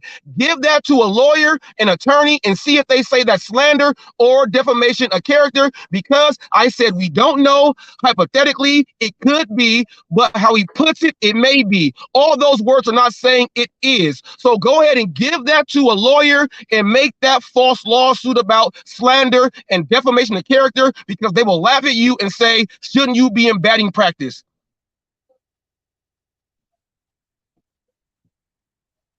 She said, already did. Already did. I will see you in Florida. No, you won't. No, you won't. How the hell you gonna see me in Florida over a civil case that's not even real? How the hell you gonna see me in Florida? This ain't nothing criminal. What the hell you talking about? I'll be right back on that one. Slap yourself 48 times. And as you see, Thunder left our community because no giggity, no clout in them just kicked him to the curb. He found out what it really is. He's been going over on your side. So all y'all can go together and have fun and do what you got to do. And check this out. If you want me to, I can meet up with Twiggy whenever I want to and take a picture and do a live video. Just the other day, he was over on the other end of my city. Now, I let you talk over here, but I'm blocked on all your stuff. You know why? Because you guys are Eli's. You copy him all the way from the floor to the ceiling. You ban people if they say whatever and all the other stuff. And Tammy, you are one. You agreed that J-Rom, you said that, yeah, his nutrition plan sucks, but I went over it and everything on there are foods you don't eat because all you do, I'm not going to say what you do. McDonald's has now made $18 Big Mac meals, and I think they put that price because they know that you will pay for it. I'll be right back. Well, damn. I guess he has something to say. When does he never? Right. Yeah, no, I was checking out what he said, and I know he's like I am a little bit. We got something in common there. When we get going, yeah. we gone. That we just gonna say it. Yeah. So, yeah. True. You probably know that better than anybody else does, but I think we all see it, a little bit of what you see. He gone. He's gonna say it's gonna happen. Let him finish. My wife knows that about me. I'll get on a tangent. She's like, I'll be like, why are you so quiet? She goes, I just want to let you finish. Because if you finish, you better. Exactly. That's all we can do. Right. All we can do is stand by. Yeah. You can talk to them after they're done on the ranging. Now, I ain't saying that he didn't have a good reason to. Trust me when I tell you this. I do them tangents, and right after I'm done with them, I'm like, man, what the hell did I just say? I went off. I was passionate though. I believed in it, And then you got to second think that video. You're like, do I leave that up or do I let it roll? Because I know what the feedback's going to be. It's going to be like, oh, here we go, man. I already know what it is. I don't even want to read it. It's like, because I feel it too. But sometimes you just got to roll with your tangent. You're emotional. We get emotional on this site. All sites, all of them. Not just that, you know what I'm saying. We just do. We get emotional. There's a lot of shit going down. And some of it gets to be personal. Like with Rom and Tammy, that shit got personal. And, I could say what I want. It doesn't matter what I say. You know how I feel about Eli, this, that, and the other. And that could change on a daily, though. I think that's what a lot of these people miss. We see a video one day and we agree with it or totally disagree with it. Mm-hmm. Next day, they come up, they say something a little bit chimed in different about who they talked about because now all of a sudden that person apologized to them. Or it's like, yeah, hey, man, I didn't know you had kids. I didn't know you had a Camaro. Something they can relate to. Now that somebody got a new conversation, all these people that chimed in 2 nights ago, yeah, get it. They're like, what the fuck? Now you're going to sell out? It's like, well, I ain't selling out, dude. I'm talking. And these guys are talking. Speaking your mind. Yeah. Yeah, they speak in their mind. Exactly. Like Robert does. And that's why I was trying to give Robert like a little heads up about where my head's at. It's not an easy thing to do on YouTube because you got to really read between the lines of people you've been hanging out with here for over a year. It's like, what does he really mean by that? Now you find yourself reading between the lines. It's like, who's he friends with? What does he believe in? What is he now doing? What's he done in the past? Where's his receipts? Mm-hmm. It's like it's too much. It's just too much. It's like, I'm going to take you at face value today, and if tomorrow's the same, cool. God forbid we go the distance. You just can't count on like the Rev and I. We went the distance, and we leave each other alone, as you've noticed. We haven't talked. We haven't commented on each other's videos. None of that stuff. But not one person has brought up the fact that what happened to Torp and the Rev. You know why? Because they ain't stupid enough to do that. Nobody's stupid enough to ask, what happened to those two? We ain't beating each other's balls, and we ain't sucking each other's, and this is a monetized channel, we ain't sucking each other's peepees. Okay? See, I got a little respect for monetized channels. People got the wrong idea about me. What I'm saying is that you can't sit there and say, well, I've known this guy for 6 months. I know exactly who he is. So yeah, that'd be nice if you were my neighbor. But we are YouTube subscribers to each other. We watch, we listen, we watch the comments. You invest we your get time. Delusional. And it's going to happen. I mean, you can't damn a guy for being delusional. I mean, look at his source. Look where we're at. Look what's happened. You know, and that's why I stuck by Robert Reese, even though he might say, no, wait a minute, you did this and you did that. You said this about my channel, my subs, this, that. Well, that's part of what I do.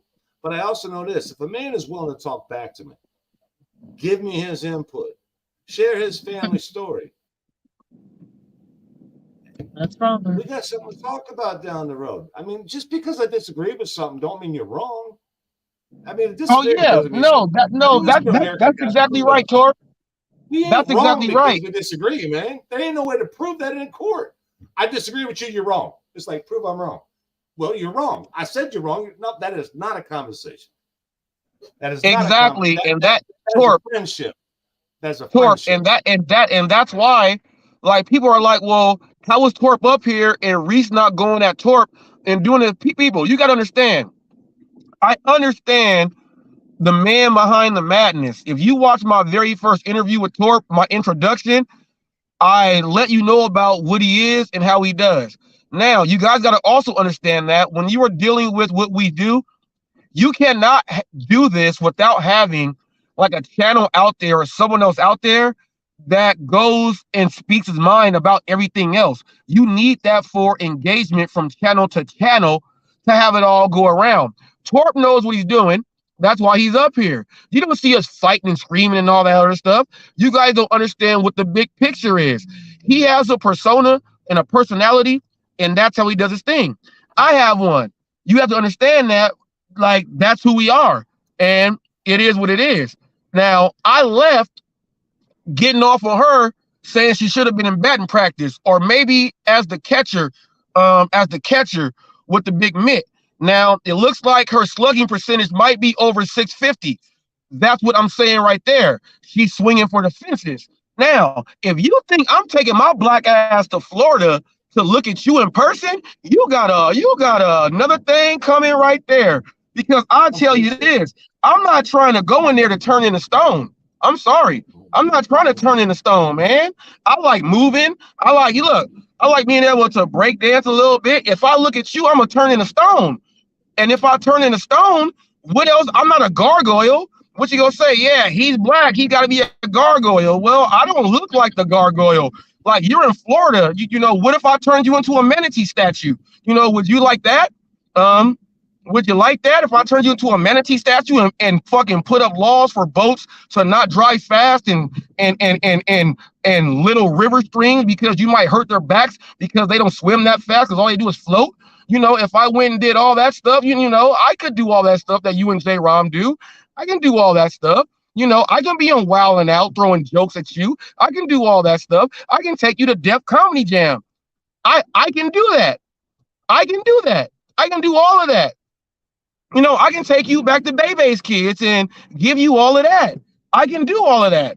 But I choose, like, Robin Harris. I can give you Robin Harris if I wanted to. I can give you George Carlin if I wanted to, but that George Carlin might be a little bit too raw for you. You know, we got to cook you a little bit. Whoa, Robert, you just said George Carlin. Yeah, come on now. One of my favorites of all time. Dude, he's one of my favorites of all time. Politically and everything. Yes. George Carlin is that's my man. He speaks up. See, I knew I made the George right call. Carlin's my man. Oh, and Torp, I got to give you some here. When in your video, when you said tighten up your knickers, people that are idiots thought that he was trying to say nigger. No, he's not. He's talking about the pants, you idiot. If you play golf like Payne Stewart, you wore knickers. What do you guys know about Payne Stewart? People don't tell me I don't know what the fuck I'm talking about, man. He's talking about knickers to pants. Right. You wear the high socks with the pilgrim shoes with the knickers on with your alpha hat, and you look like Yup. Or you look like Mark Wahlberg or Eli. You wear that hat. Come on now. Check this out, man. I said this some time ago.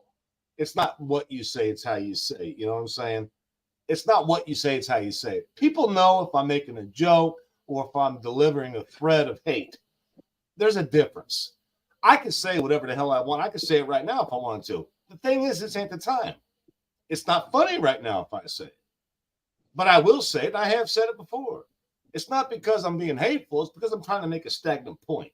And what I mean by stagnant is one that should have already been understood by a lot of people. We got so sensitive in this society that it doesn't matter how somebody says it now. It just matters that they said it. And then you get 18 Karens running into the corner saying, we're going to put him down. We're going to bury him. He's out. He's out. His whole family's done. It's like, see, people don't think anymore. They go straight from the emotion. It's like, what did he say? Well, he said the M word. He said, well, how did he say it? What do you mean how did he say it? He said it. It's like, no, it does matter how he said it. You got 100,000 comedians and 100,000 artists out there making music saying the M word. Ain't nobody bitching at them. Why? Because of how they said it.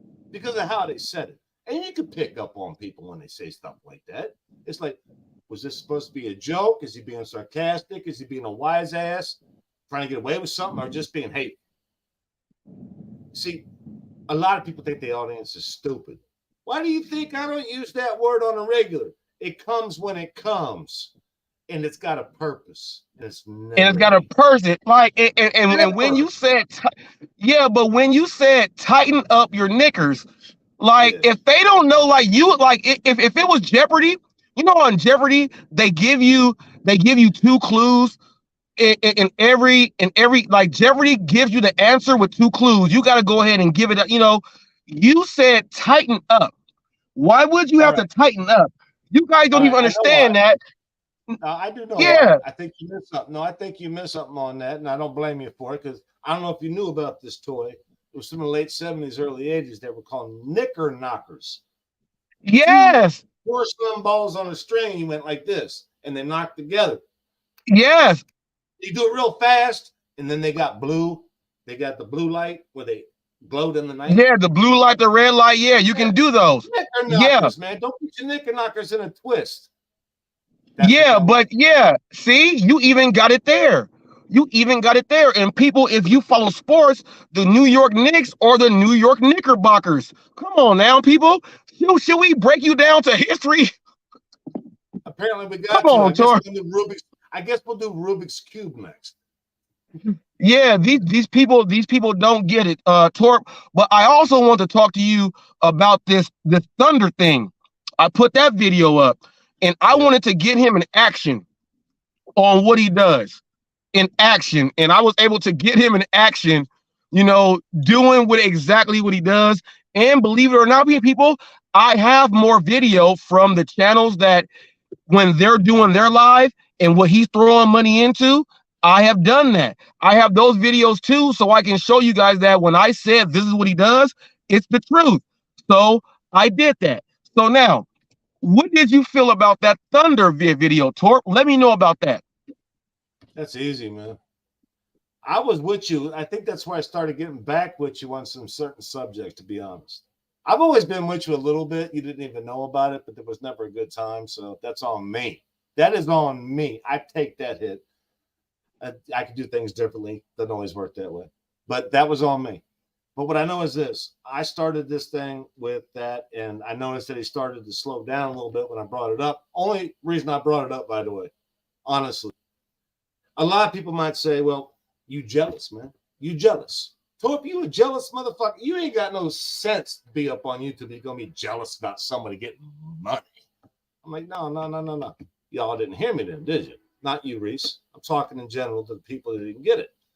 It's like the reason I brought it up is because a lot of people had to fight their way into communities.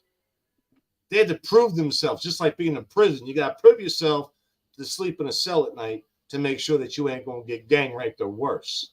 That's the way it sometimes feel on YouTube. How do I get in this community? Because everybody going to think I'm full of shit right off the bat. They don't know me. And nobody knew Thunder. Nobody knew him from a hole in the wall. Here he comes. All of a sudden, 2 months later, 400, 30. I'm like, all right, dude, if you can't tell this, I'm going to point it out to you. You look like you're trying to buy a seat in the Senate. All right. And if that's not what you're doing, well, unfortunately, that's what you made it look like. Now you got to explain that away. Because I got news for you. Somebody throws guy $25, $10, $3, nobody even looks at it. They're like, All right, cool. They boys. It ain't no big deal. They just boys. He probably sent him $30 last week. Now he's putting 25 back at him. It's kind of like beer for a beer in a bar. No big deal. No big. $400, man. Like, I wasn't going to say something when he did that twice. I'm like, nah, come on, man. What are you trying to do over there? Because you think Flex has got all the answers because he's Mr. Cool. He's Mr. Laid Down. I got all the answers. I know the Pedros. I know the UDMs. I know the Cherries. I got everything. But yet his views look worse than mine did when I first got here. That's something I'll talk about right now with you, and I'll keep it right there. Views do. All right, wait, Torp. Yeah. Torp. No. Push pause on that. We got to give the people right now. We got to give them some. Let me go ahead and do this here. We got to give them station identification. Let me go ahead and let them know who they're watching. Let me go ahead and throw that in right now. Let me go ahead and do that right now. HotFacts with Robert Reese, man. This your boy Dash Bandicoot tapping in with you, brother.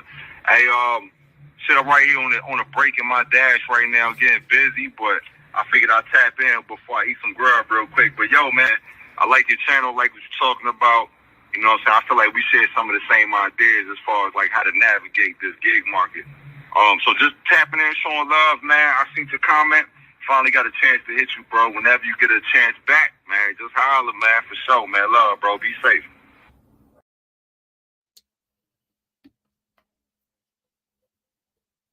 Now I'm going to be able to talk now. All right, people, that was station identification. You're watching HotFacts with Robert Reese. We are here live with the man, the myth, the legend. This dude right here, people, in case you just tuned in right now, this guy will say what he wants. He don't care how he says it, and he will go through you like a Kiss or Metallica concert and leave you out there with the bones and everything else left over like a tornado hit it. This is the man, the myth, the legend, Torp. And people, I'm not sponsored by this right here, but you do see my gray right here. But I want you to guys know that my wife got the wrong box. She got the one with the white dude that looks like Al Borland from Tool Time. But she got this for the beard, and this is just for men.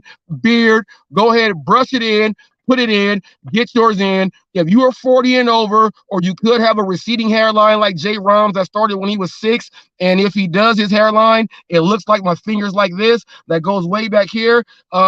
He cuts his hair bald, but he still got the beard here, so he would use just for men to make sure that it works for him. I use it for me. You saw me use it when my mom passed. It works. I'm handsome with it and without it, but sometimes you gotta do a touch-up when you gotta go eat a steak dinner with your wife and take a selfie. We all don't want to look like TFT on meth, J-Rom. We gotta make sure we can make that right step. Now let's go ahead and get it in. Oh, the other one's too What fake. the fuck you gonna do making people laugh? No, Torp, go ahead and get that one. Torp, If I own that product, you be my Nothing is blue spokesman. color. Torp, did you get that, Torp? And does J-Ram look like if TFT was on fentanyl? J-Ram looks like if TFT was on fentanyl. His cheeks are all sucked in. You know what I'm saying? Like, you know what I'm saying? So I didn't want to say it. Look like J-Ram had that spoon, or he had that.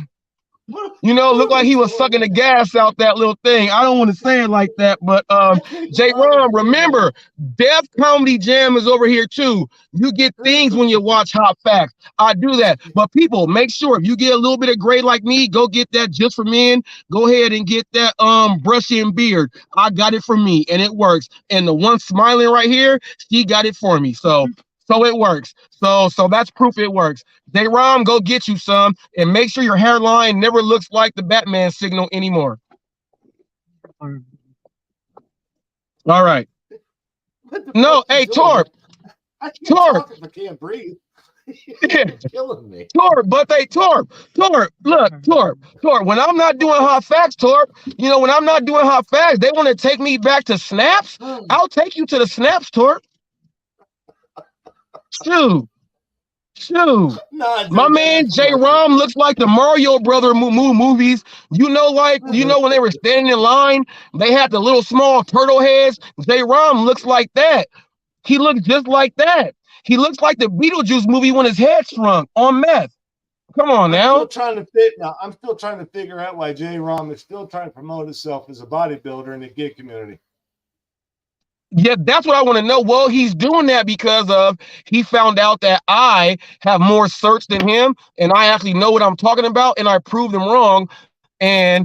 And I put up my whole plan. I got videos of me training my people. I got a whole thing. He says that if you're a trainer, you should never film your clients because that's bad business. You know why you don't do that? Because they don't see no improvements. I'm showing off mine because they see improvements. That's how everybody else trains, by word of mouth and what they see.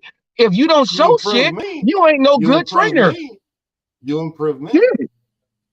You did. J-Rom is whack. J-Rom is whack. J-Rom is whack. Wherever you came from, just shave Tammy's back. J-Rom is. I got another one. You ain't got the only wife around right now. Oh no. Mine's Roman. She's in the back. Y'all see that? She's doing something back there. Yeah, that was a ghost. That was a ghost that went by. That was a. Hey, you know what, Torp? Hey, Torp, maybe we should do a live stream with me and you and your wife and my wife and do a live stream, and whatever they want to talk about, we just piggyback off of that and fill in. How would that work? I love it. Hey, I do. I love it. Check the. Hey, beautiful. Oh, he gotta kiss her up to make it happen, people. He gotta kiss her up to make it happen. Yeah, you look great. But I don't have no makeup on. You're good, baby. Don't even work. No, baby, don't even work. So you can't look like hell. That's not how you do it. Come here. No, Torp, she's fine back there. Torp, she fine back there. She trying to go in the bathroom to go do her stuff. She said, they said hi, Torp. They said hi, Torp. I see. No, I think though, Torp. Torp, what if we did a live stream? I had never heard your wife's name. If it ain't good, it ain't good. But what? She said, what's her name? She asked. Amelia. Amelia. That all right. Well, that's fair then. Fair game. That's Mary. Mary. Nice to meet you. Now, that's Mary. Now check this out. My daughter's middle name is Marie. So never go forget that. Marie, Mary. Yeah, I know what you're saying. Yeah. Yeah. Right there. It's right there.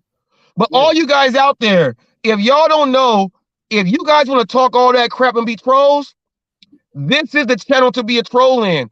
I welcome all trolls who think they have a mouthpiece to type it in the chat and see if you can keep up with us.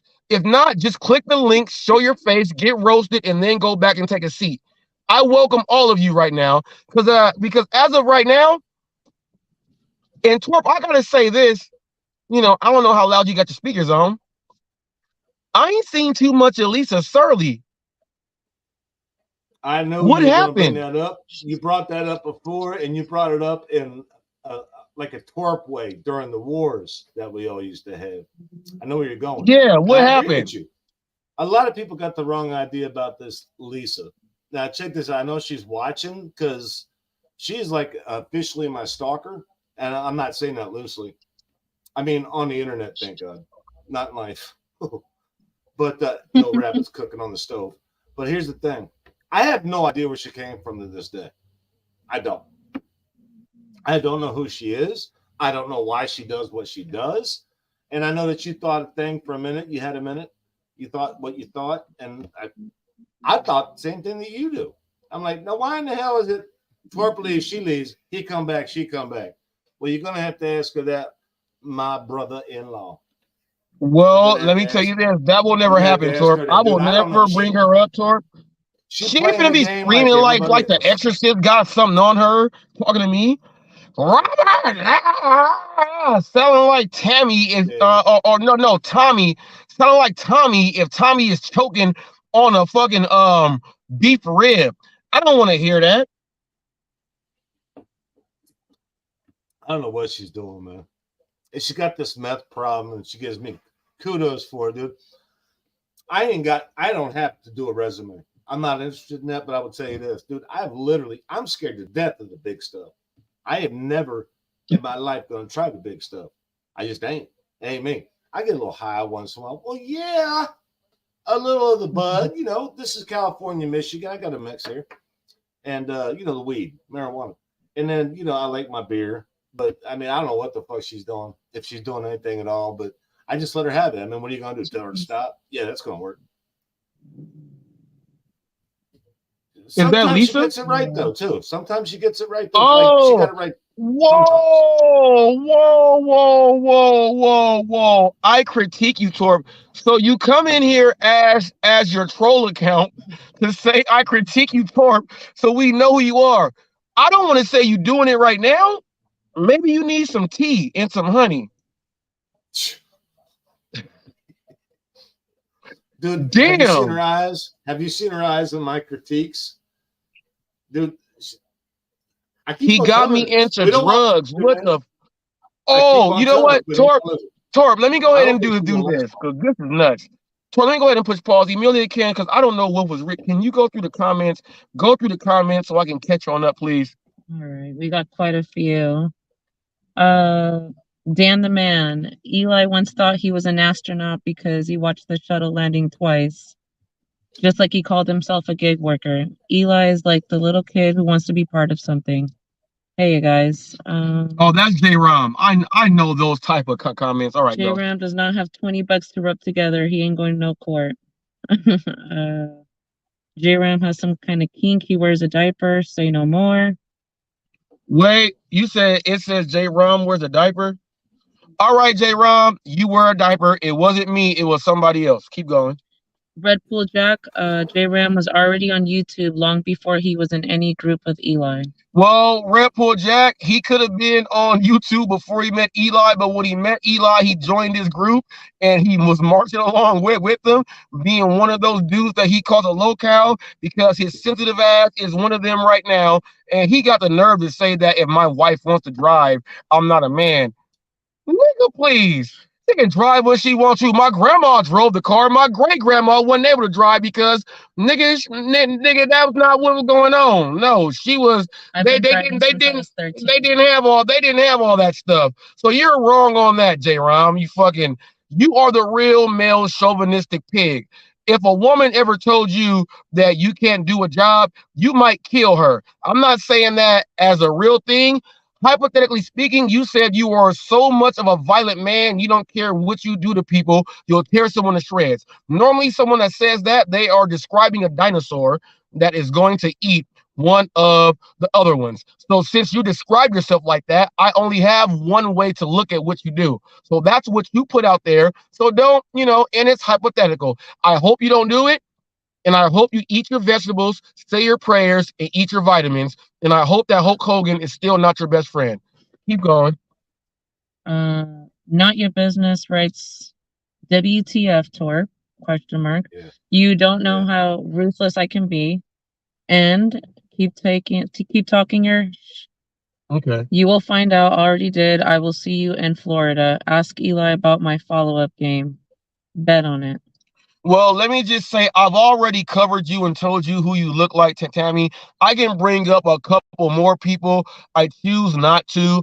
I will not do that. But you look like someone that was on my 600-pound life that did halfway of the surgery and everything came back, but it didn't gain back in your face all the way. It went down to your ankles. So now you got 18 rows of ankles before it gets to your knee. And all you do is sit down and take pictures of your face. And all you do is catfish people like J-Ram. He was catfished and he said, damn, that's the best bait I ever seen. And he went fishing with you. I'm going to leave it there. Keep going, Emilia.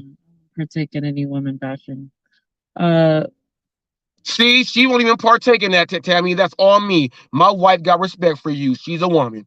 Go on to the next. Red Pool Jack wrote, we do have fun. Then Not Your Business wrote, I never said his plan sucks. You are a liar and a fraud. See you in Florida. I'm not a liar and a fraud. I can't be a fraud for having a channel that has people come on here when they want to. We don't talk about an individual that you guys are obsessed with. We don't do that. You figured out that I'm a news channel and you cannot leave because what you do, I subscribe and hit the bell so I can get your stuff when you talk about anything, and I will watch what you guys do. And whether you like it or not, your channel will not be hidden to the dark world of YouTube, because since I get so many views and I can do shorts on you, your channels will be out there, and then people will know exactly who you are. So what you try to do, I can actually do without spreading lies and rumors. On to the next. Dan the Man writes, J-Ram has been known around as a habitual liar. He used to be treated as a joke. J-Ram is 5'5". J-Ram might be 5'5", and he looks like he was Mikey in the Life cereal commercial. That's who he looks like. Ask Mikey, he'll eat anything. That's who he looks like. But as he grew up, he looks like a Goomba in TFT if TFT was on meth. So I'm just gonna go ahead and say that, J-Ram. If anyone wants to go ahead and type up everything I said and go look at J-Ram, and then I guarantee you laugh. Is that the rest of them? He reminds me of Gaston from Beating the Beast. No, Gaston had long hair, and Gaston had a big jaw with hair, and his hairline was not receding, and Gaston had muscles, and he walked around saying, "Look at me." At least Gaston shows his face. J-Ram says, "My face is so ugly, YouTube will crash." So now, are you okay? And then we hello Rideshare Lisa. Hello Rideshare Lisa in the house. Rideshare people in the house, not just food people. Rideshare in the house. And hello Lisa, aka Kaylee. Welcome. Oh, Lisa Surly, aka Kaylee, who you just gave up who you are. I never knew who you were. You could have been a troll the whole time, and I would have never known who you were, but you gave it up. What does that say? Drug possession is a misdemeanor in Cali. Drug possession is a misdemeanor in Cali. What about, all right, you know what, people? You don't come to watch Hot Facts to learn about what drugs are legal and what you get away with. Quit doing the fentanyl and the meth. Lisa, quit doing it.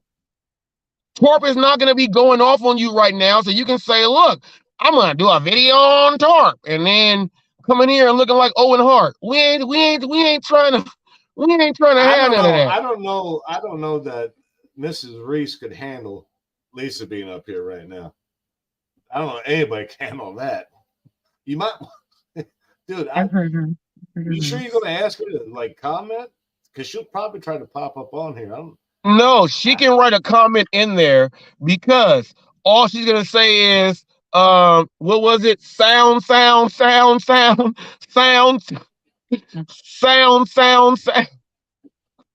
We hear your sound. I'll be honest with you. We hear your sound. I think Lisa would be respectful to your wife. I do. She ain't coming up here. Lisa can't come up here at all. That ain't what I'm saying. That ain't what I'm saying at all. What I'm saying is I don't think she'd be disrespectful to the wife. No, she may not disrespect, but her crazy ass. And she posts everything we do, dude. Well, everything I do. And she ain't never once been the wife. So she's giving herself a little credibility, as kind of like nutty as she is. A little credibility, man. I mean, she can't give her an inch. She's had can't give her an inch. She'll take the whole yardstick. She'll take the whole yard, Torp. Can't even give her an inch. Well, she ain't done it though, dude. She ain't done it. And she's had all the opportunity, just like she says. Torp does it. All right. You know what? Click the link, Lisa. Click the link. Torp does it. Why shouldn't I? Click the link. Click the link. If you brave enough, click the link. Click the link. Click the link. She'll do it, man. Click the link. Now, Lisa, click the link. I'll see guests. Don't blame me. No, I'm not. I got to figure out what's going on. She's not. No, she's pretty respectful on lives. I've noticed that. But this ain't got nothing. I didn't refer this. I got to figure it out. She is respectful. She is respectful on lives. All right. She should click the link since you vouched.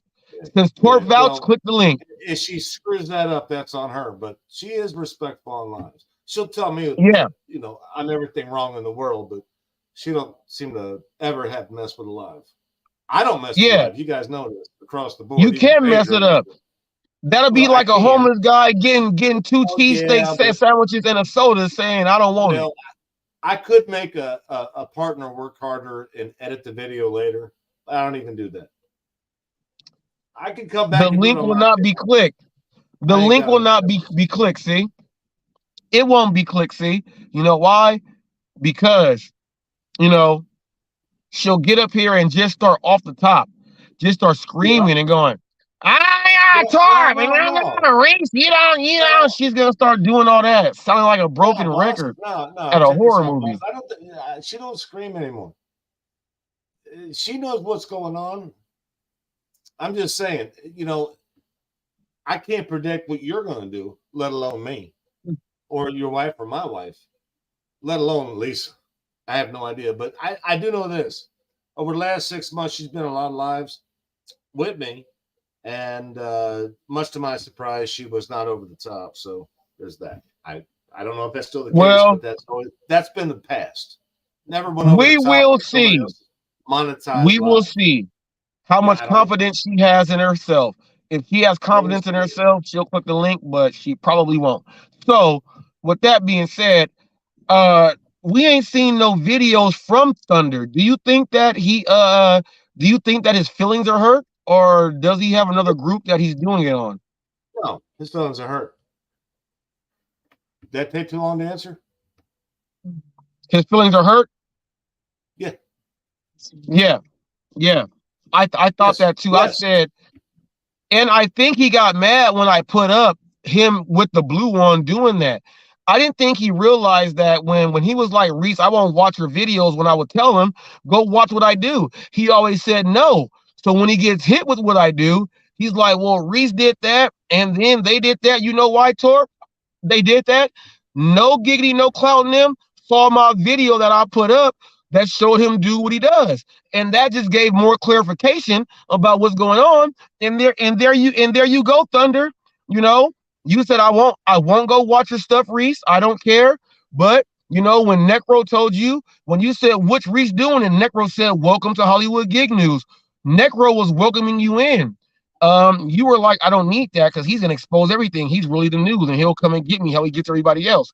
I think that's what happened, and then they figured out like, damn, that's what he does, and then bam. So Thunder, I'm telling you this: if you want to come back and click on the link and say, hey, like you normally do, or go into the chat and say, hey, look, you know what I normally do. I'm in the super chat communities and I do this and I bring Eli in. If you tell everyone that, they may think about you differently. Until you do that, you're going to have a one-way street on a lot of the streets you turn on, like you're doing deliveries and you're stuck and you can't get out because someone just double parked or blocked you in, and now you got to wait until they leave, but they went upstairs to the 5th floor. You got to wait till they get back down. And that's what happened, Thunder. Let me check you on something, Reese. You got a second? Yep. Cool. When I first met Thunder, I was like very calm, very collective. Sound like anybody you know? So I was like, all right, I'll watch him. I busted him up a little bit, no big deal. It was very small business, man. It was small, cheap shots at best. He came back and then it died off because he always privated his videos or removed them. I don't know what the fuck he does with them. Then they just pop off and go away. So as it went on, I was like, all right, cool. This guy's got a little bit of game. He's a little bit of fun. He don't get his feelings hurt easy. So I played with him a little bit. And then it died off real quick because I saw what he was. And still, no big deal, right? I just saw what he was. I'm like, there's no real game to have with this guy. He's very cut and dry. There's no middle of the road. You can do drama on YouTube. You got to do middle of the road at times to know what the fuck is going on in the game. So then he met you, and then I start hearing him talk about you. And he's like, yeah, Robert Reese is a good dude. Robert Reese is good. I like that. He's got the news, man. He doesn't get everything right. I don't agree with his politics all the time, but yeah. Next thing you know, he's like, I don't want Robert Reese on my channel. I don't want Robert Reese on my live. I don't like that guy. Like, man, this guy got more bipolar, fucked up friend disorder than anybody I ever met. I'm like, all right, that was like strike 2. And I'm like, I'm not even going for strike 3. I already know that I don't want to do any more lives with this guy. I don't want to do any more commentary with this guy. And I'll tell you why. Something tells me he's got a bigger game, and it's going to be even a more bigger, if that's a word, bullshit game than the one I just went through. And sure as shit, here's $800, Flex. There's $800, man. Right for you. People asked him why he did it. He goes, well, I just really want to do something special for the guy. I'm like, motherfucker, you just got here. You just fucking got here. Dude, I got people I've known my whole goddamn life. They ain't getting no $800 from me. Don't ask me. Like, you don't love your family? I'm like, what the fuck? Did Thunder give it to Reese?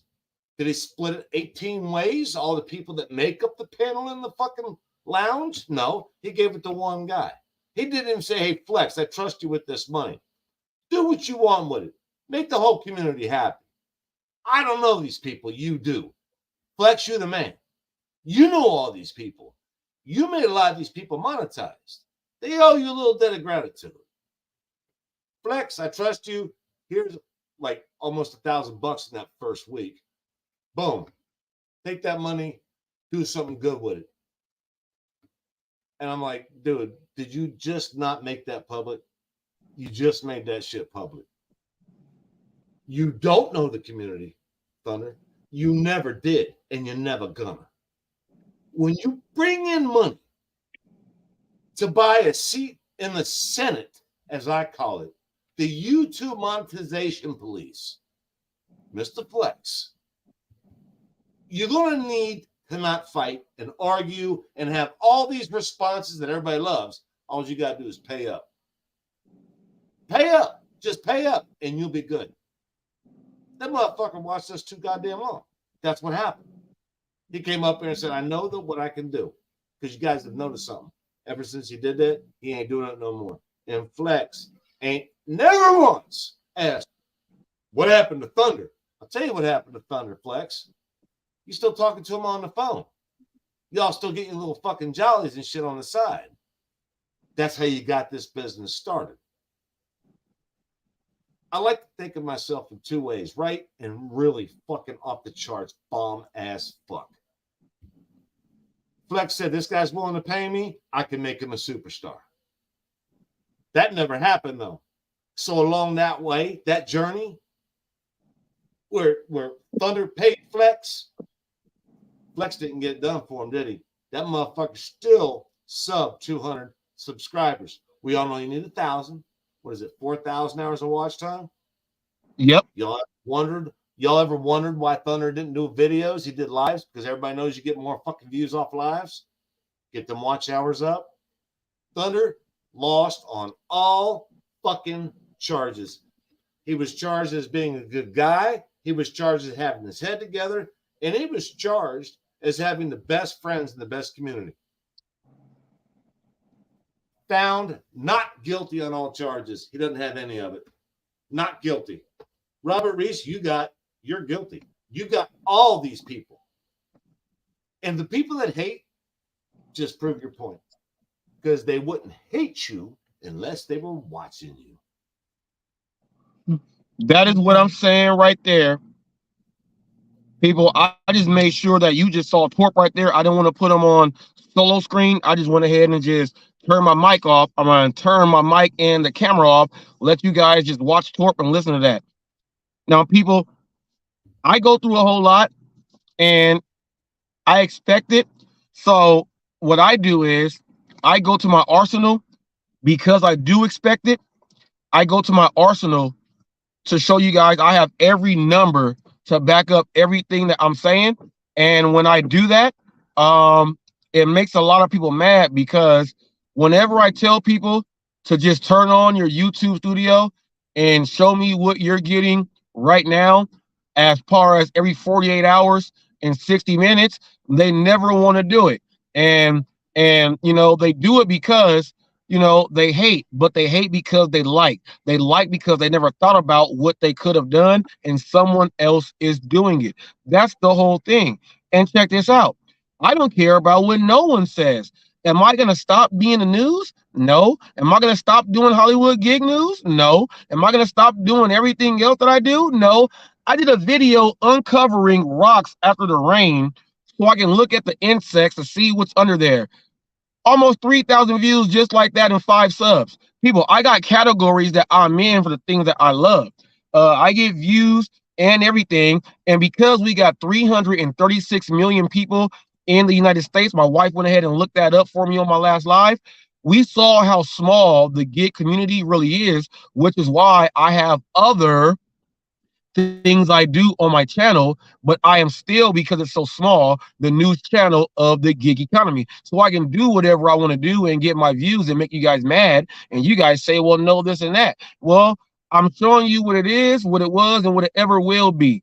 And you cannot swing and hit a fly if you are not willing to get stung by a bee. If that don't make sense, I don't know what does, but their wings flap 190 times a second. So you let me know what that means. That means I'm dodging nonstop. Like I'm just dodging nonstop in slow motion, just pootie tanging, dodging nonstop, but still going forward at you.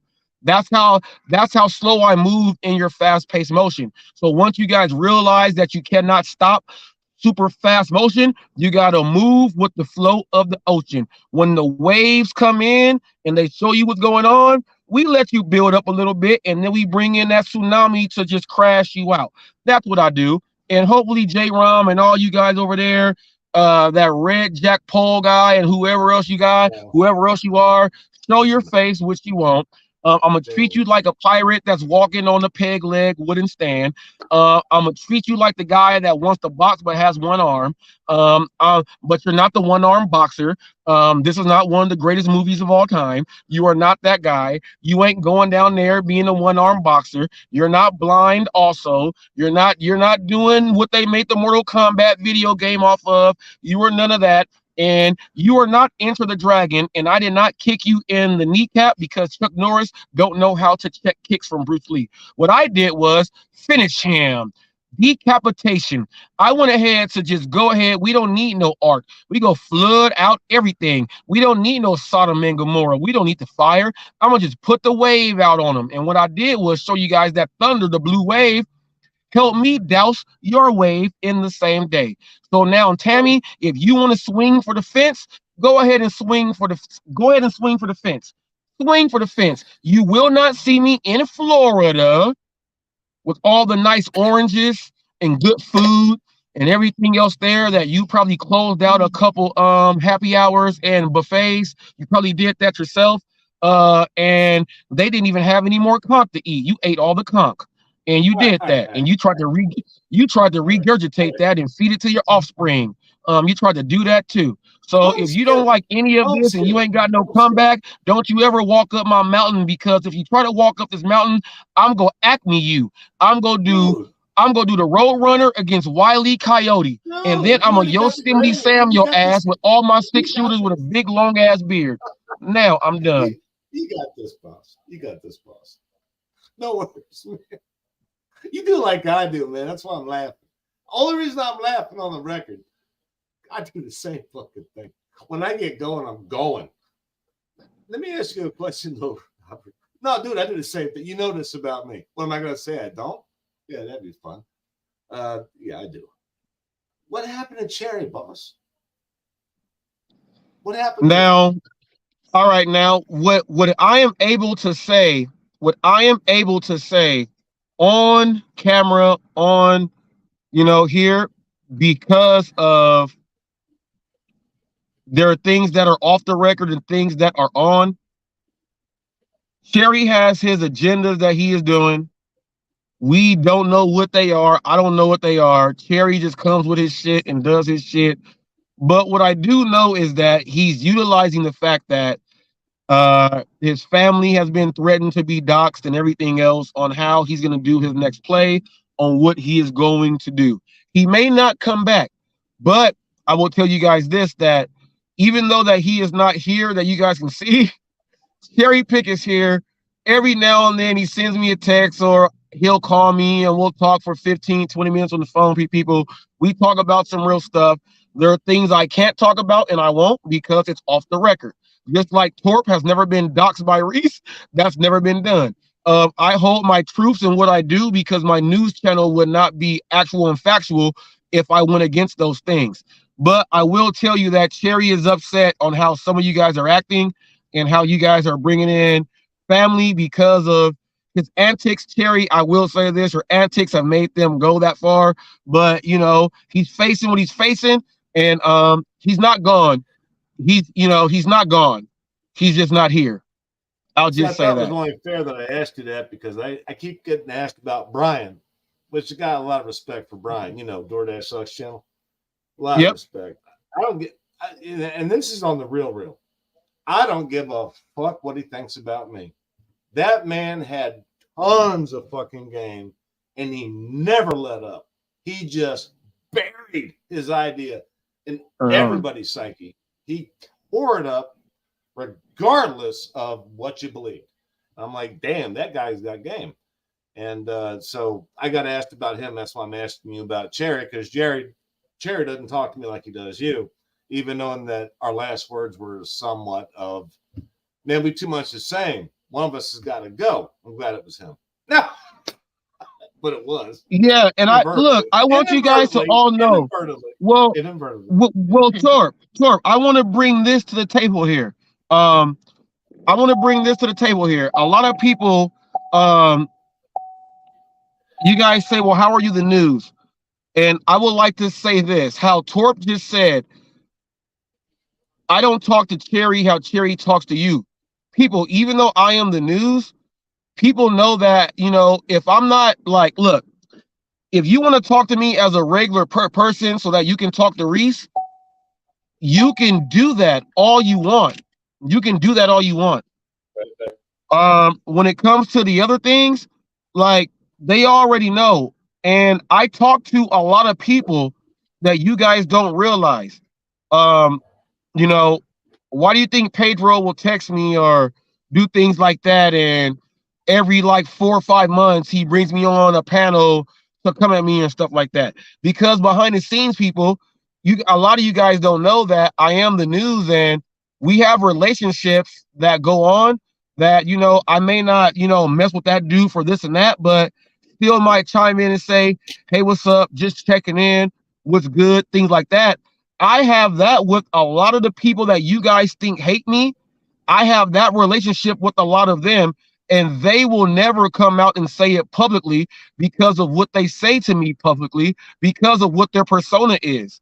I have that going on with these people. A lot of you guys are sitting and watching these people and interacting when you guys are like, they hate Reese. They hate Reese, but you don't understand that they still communicate with me behind the scenes. And all that stuff is off the record. Anything that's off the record, you guys will never know, but I will still let you know that a lot of the people that you guys think hate me, I actually speak to, and they have my numbers. And why do you guys think that when I always bring up Yup and I say, well, why don't Yup say this and that about this, and that? I had a 3-hour conversation with Yup. Now, 3 hours, I got a chance to do all that other stuff.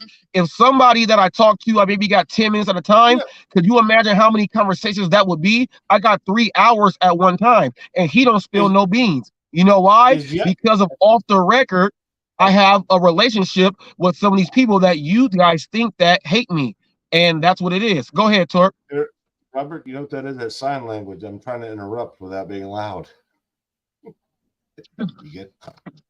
Oh, he talking about Jeffrey. Jeffrey don't control the camera. Jeffrey don't control the camera. I wish Jeffrey would try to control the camera. I slap Jeffrey in his head. No, you are in the chat. You control the camera, Jeffrey. We got issues. I'm just trying to get a word in. I don't know what sign language is, so nobody get offended. This is the only one I know. That's not the Robert, by the way. That's just the only one. Well, I know this one. That one, you know, the other one. I'm not going to show that. Yeah. And then there was. Hey, you flip that peace sign the other way. It's going to be a war. If you're. That was my sign language from the 80s. We had 3 fucking things going on. You know, that was it. It was an easy conversation. Part of the people, peace, brother. And you know, I'm not going to keep doing that on a monetized channel. I just don't know. I'm not going to mess with yours, but yeah, you know, that one finger. It's like. Yeah, you too. It's like that was our conversation back in the 80s. So right. Yeah. Nowadays you gotta be all psychological and shit. Like, man, you didn't even spell the word right, man. It's like, I was drunk, man. What are you doing up 3 in the morning trying to spell my shit right? It's just offensive to me. It's like, I'm not here to get a fucking grammar education, man. I'm like trying to have some fun. These guys spell back at you. These guys like do like Rom does, and it's like everything in the world that's wrong except for me, the Rom channel. And then, of course, you know, man, that whole thing with Eli and shit. I was like, I was having so much fun with that, brother. I was. Well, look, let me ask you this. No, Eli wants to do a Torp. Eli wants to do a show with me again. He's been telling his people when Robert and I do our shows again. Now, that's not where I'm going. He agreed to do a debate. I want to talk about the sensitivity of men, Whoa, immigration whoa, whoa, status, whoa, whoa. and women. Wait, No, no, a debate. and You had a women debate with him? and women and men roles in America in a household. He went out and issued as a challenge on his channel that no one can respond to, but I actually responded through his email, so I actually pushed the issue on him. So he's gonna come on my channel and he says that other people can be on stage, but I said I want to do a one-on-one first, and then they can see how it's going. Then they can click. Then he says that he wants to do a show again with me, and he's telling people that when we do our show, he's jumping the board and jumping the broomstick. But what do you think about him saying when we do our show, and why do you think he wants to do a show again with me? Can you answer that? Yeah, I can. I was dying for you to ask. Thank you. He's not relevant. He's not going to be relevant unless he comes over to your channel. I don't really give two flying shits what happened in the era where you and Eli were like doing the podcast. That's not what this is about. What this is about is like, what happened? I had Torp hate me. I had Brian hate me. I had the Rev hate me. I had Robert hate me. All these channels. I was doing 500 a fucking day. Now some at 150, 190. I need to get Robert Reese back in my life. Dude, is it not obvious?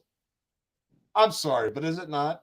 He wasn't anything until this community came to his scary, the little schoolhouse that wanted to be educational. And it's like, here we came. Big economy, something he knew nothing about. Money, something he knew nothing about. Drama, something he clearly can't deal with, which always freaked me out. I'm like, you got all these subs, all these views, all these everything, and yet you're blocked. Nope, you're blocked. You're blocked. You're blocked. You're blocked. You're blocked. I mean, fine. Block the hate. But when 99% of your contact, I said contact, when 99% of your content brings in 99% hate, you gotta maybe think overnight. Did I turn left at Albuquerque? I did something wrong. He never let it go. He's like, no, you guys don't wear ties. You don't dress right. You don't smell good. This is why you can't get dates. Even knowing, okay, I was almost going to go there. I got to bring it. If it was my channel, I would say that on Robert's, I'm going to put it like this. He's not setting the best example for what a relationship might potentially look like as a good one. Yeah.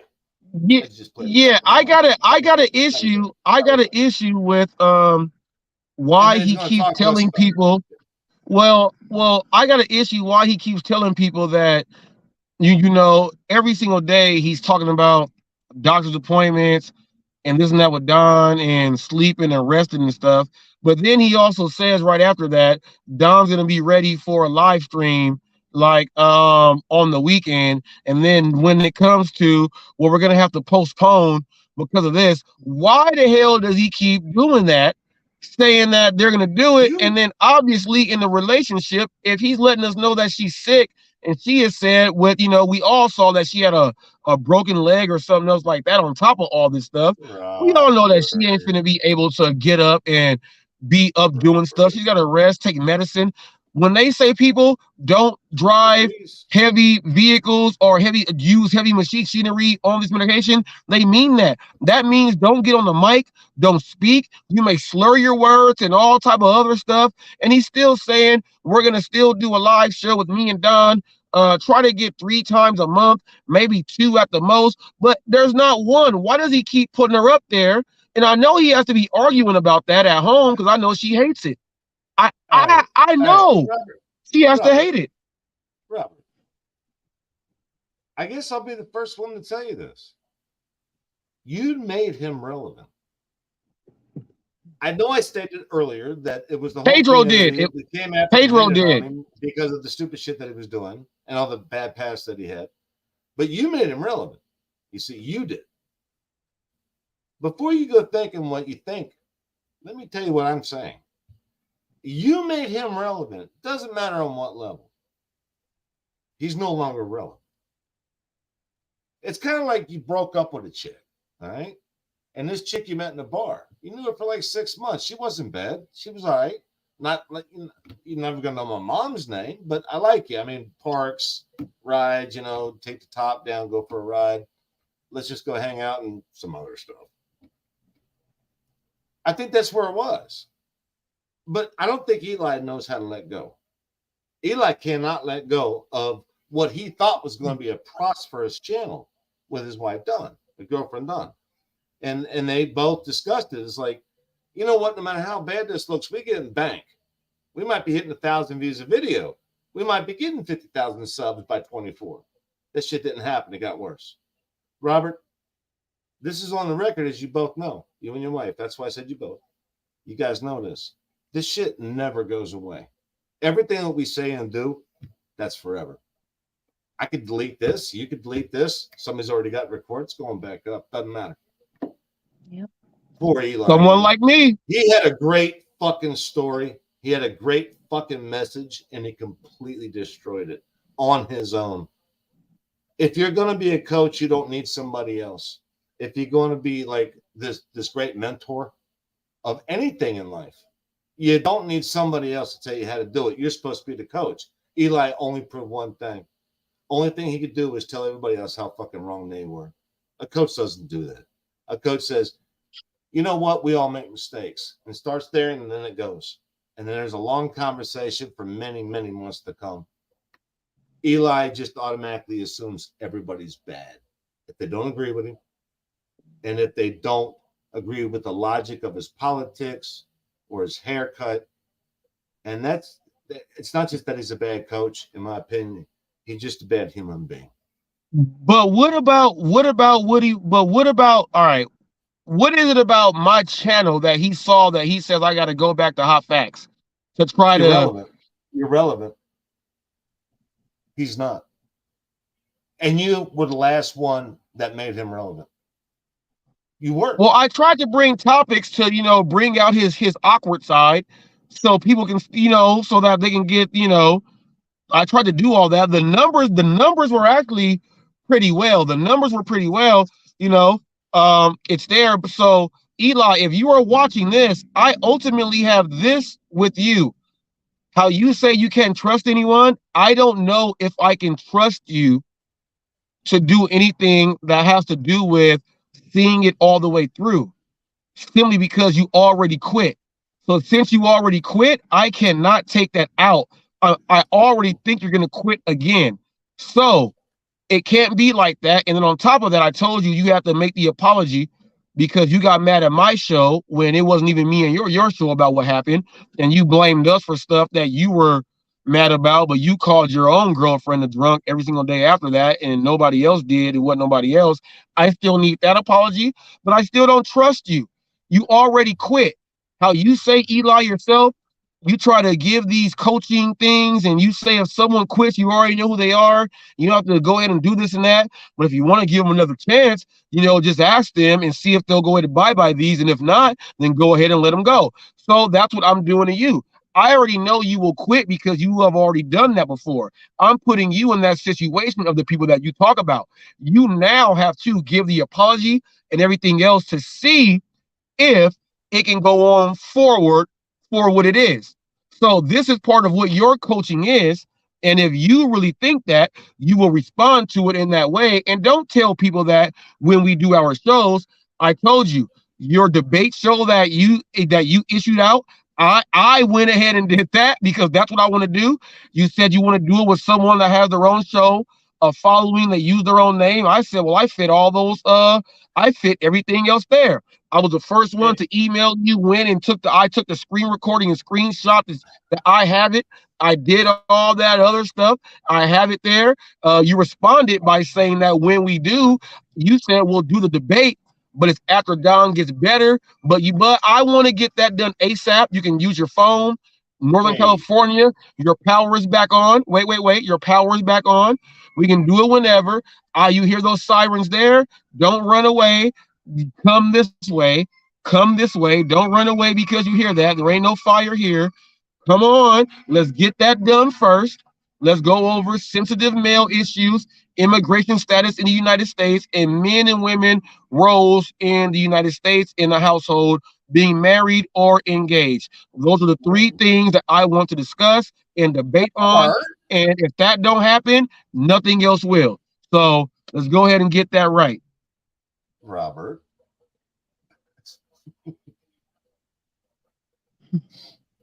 God, you remind me of me. All right, now I see what people are saying. I get it. Okay, guys, I get it. Uncle Father's garage. Uncle Festus garage. No, actually, I think the only way to do this is to bring Eli up on a panel with all three of us. Let him show that he can not only talk to the masses, but he can relate to the masses instead of just telling the masses that they're all full of shit. How about that? Yes, I agree. On a different level than you are, Reese. You got a completely different mask, but we just happened to meet. And yeah, we're still drinking beers together. So there's that. But how about, like, if you're going to preach about the community, if you're going to preach about this, that, and the other, and all these other fucking goddamn ideas that pop out of people's minds, how about you just get on a panel and you have a talk and see where it goes? Just a thought, Eli. Not a big deal, man. And if it's on Robert's channel, you don't have to worry about being demonetized and blocking people. And if he lets comments up, you can blame it on me. And no, blame it on me. No, he can blame it all on me because my channel ain't demonetized. My channel accepts all that. I ain't demonetized. What I'm saying is that Eli always really gets triggered when negative comments pop up. And I don't know who in this life, other than myself, I'm being sarcastic, hasn't had to deal with negative everything in life. That'd be just negative people in general. It's a part of life. I would have thought as a coach, he would have been able to express to people that negative shit is a part of life. Here's how to deal with it. His idea is just ignore it. That's not gonna work. I started yelling. That was me. No, you all right. Jeffrey don't control nothing in here because that's not how it works. And I'm like, how are you going to issue a debate challenge to anyone and then say people in the past, people who I may not like, how are you going to issue a debate and then say that this is what he said at first? I will give you a warning if there are ad hominems involved. How you go have a debate and not even getting those shots thrown at you? Even when we watch the debates on TV, presidential and stuff, they throw shots at each other. They take the shots. How are you not even gonna be able to take the shot and be able to rebuttal and come back? I'll give you a warning and then I'll leave. You cannot do that, Eli. You can't come in with that sensitivity, which is why my first topic of debate is I want to speak about men and their sensitivity levels and why they cannot take what comes in if you want to dish it out. I want to talk about that. You know, I like that, Reese. I'll tell you why I like that. It's like when somebody says something negative about you and shit, like on a video or live or a short, and you see the comment. It's not all that fruitful. It's not the best part of your day, but you look at it, you're like, okay, I could do this. I could pull an Eli, delete it, block them. No discussion, right? Like what you were saying, and I agree with that. It's like no discussion. You wrong, I'm right, you're out. It's like that's not a debate. Along with what you were saying, Mr. Reese. And check this out. I'm like, I leave all my negative comments up. You guys know this. All my negative comments stand. I'll tell you why I do that. They ain't hurting. They don't hurt nothing. But it gives me a reference point. It's like, didn't you just say this? You want your shit to stand? I'm going to let it stand. You ain't going to get me for deleting your shit. I ain't going to block you. You know why? If I'm going to be here on YouTube having a discussion with Mr. Robert Reese and his lovely wife, or Flex, or any damn buddy. Anybody. Everybody goes, where'd you come from? You ain't got no history here. It's like, well, I beg to differ. I had been paying attention to what my haters said, or people that was in a bad mood said. I had been paying attention to people give me A little bit of love, a little bit of respect, no big deal. They ain't gonna lose no sleep over it, but I'll get some. I pay attention to all that. You know why? Because when I get up on a fucking live, I got something to talk about. And when I got to talk about, that shit's fucking permanently in stone. That's why I don't get the Eli shit. Don't shut people down, man. It's not only bad business, but it's not a good way to keep up with what's going on because you're gonna forget about it once you fucking deleted that. Yeah, and you know what? Like that was the biggest thing, like because he's setting it up like he wants to go on because he said you can come on my show or I can go on anyone else's. That's why I was like, do it on mine.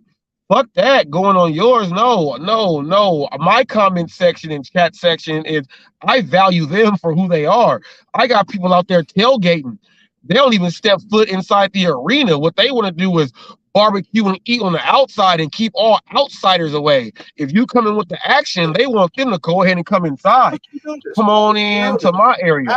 He said that. But everybody knows that.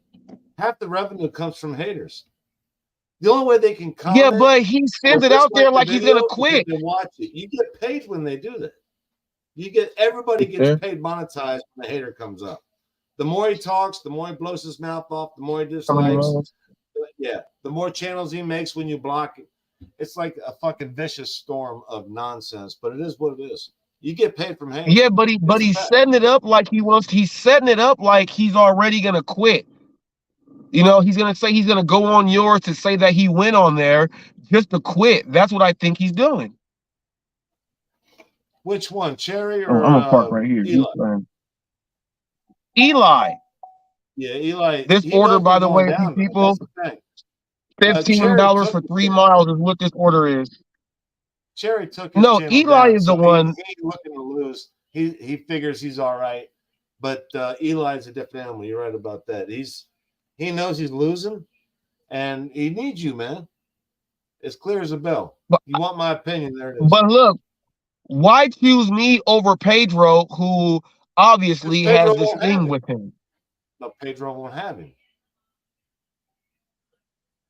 Pedro is thinking that he's got this stout, that he's too big for most of us on a regular basis.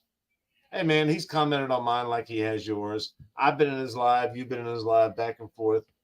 Pedro slept a lot. It wasn't that he let us in his live. It's that he started showing that he wasn't relevant. His subscribers have gone up very little. I'd say pervading the same as ours. It's just to say, it's not like wow, now all of a sudden it's 100,000. That didn't happen, did it? No, it didn't. Now, Pedro has got a lot of game. He is a lot of things. He is. And I mean that from A to Z, man. Take that how you want it. Your opinions are all correct. What I know is this. He wouldn't be down here talking to us like he has been over the last 6 months in comments and bringing us into lives and shit if he wasn't still trying to be relevant. Because, and I'll tell you why I say this. Here's my receipt, Mr. Roy. Real talk.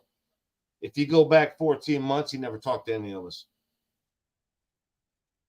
14 months ago, he was the biggest superstar on YouTube. He knows math like Robert Reese does, that things work a little bit different on YouTube. The numbers don't always make sense to everybody, but he knew he was diving. It wasn't a good dive. It was in a very shallow end of the pool. We brought him back through Glitchgate. We did that, all of us. That's a lot of people, by the way. The shit passed. It's over. Done.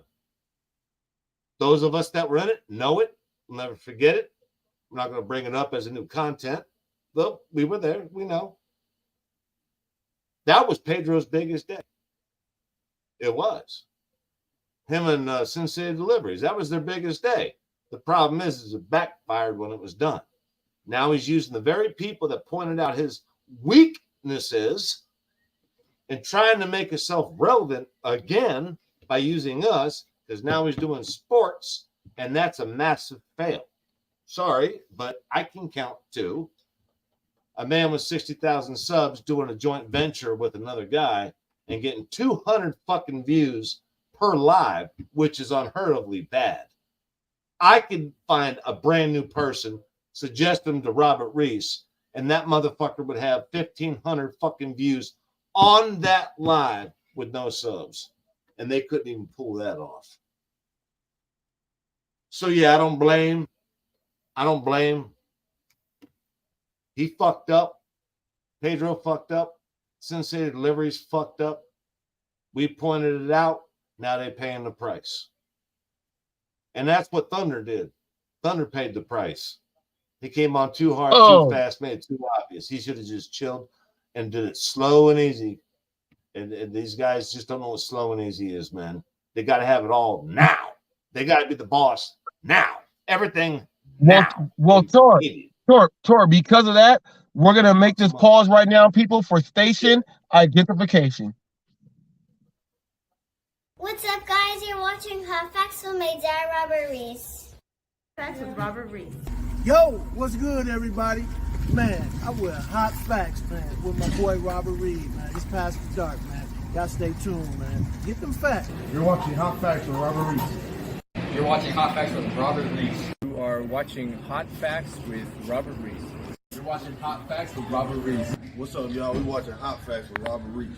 Name me out, check me out, check me out, check me out, check me out, check me out, check me out, check me out, check me out, check me out, check. Oh, I like that. Now I finally figured out how that works. I was like, why am I on mute? Homeboy's playing a commercial, that's why. Yeah, people. Yeah, people. Yeah, when it ends, it goes right back in. People, if you are using Streamyard, your video clips, 1 minute and below, you can put the video clip in. Since I have video clips of people doing the Hot Facts with Robert Reese, so whenever I do my station identification, you will see multiple people and businesses shouting out Hot Facts. What I say, if other channels can do what I do, why aren't they doing it? So I like to go ahead and showcase that, do that for station identification to let you guys know what you're watching. And I got a good one right here. Let me go ahead and get this. Dash Bandicoot is in jail. He's been in jail for a long time. He went in. He got caught with, well, he didn't get caught with the gun. He was dating someone. He wasn't supposed to have a gun. He got robbed doing delivery work. He had a gun. The girl he was messing with called the police in an argument, said he had a gun. Now he's doing the rest of the time. Dash Bandicoot, he did this before he went in. Let me go ahead and play it. Hey, Hot Facts with Robert Reese, man. This your boy Dash Bandicoot tapping in with you, brother. Hey, shit, I'm right here on a break in my dash right now, getting busy, but I figured I'd tap in before I eat some grub real quick. But yo, man, I like your channel, like what you're talking about. You know what I'm saying? I feel like we share some of the same ideas as far as like how to navigate this gig market. So just tapping in, showing love, man. I seen your comment. Finally got a chance to hit you, bro. Whenever you get a chance back, man, just holler, man, for sure, man. Love, bro. Be safe.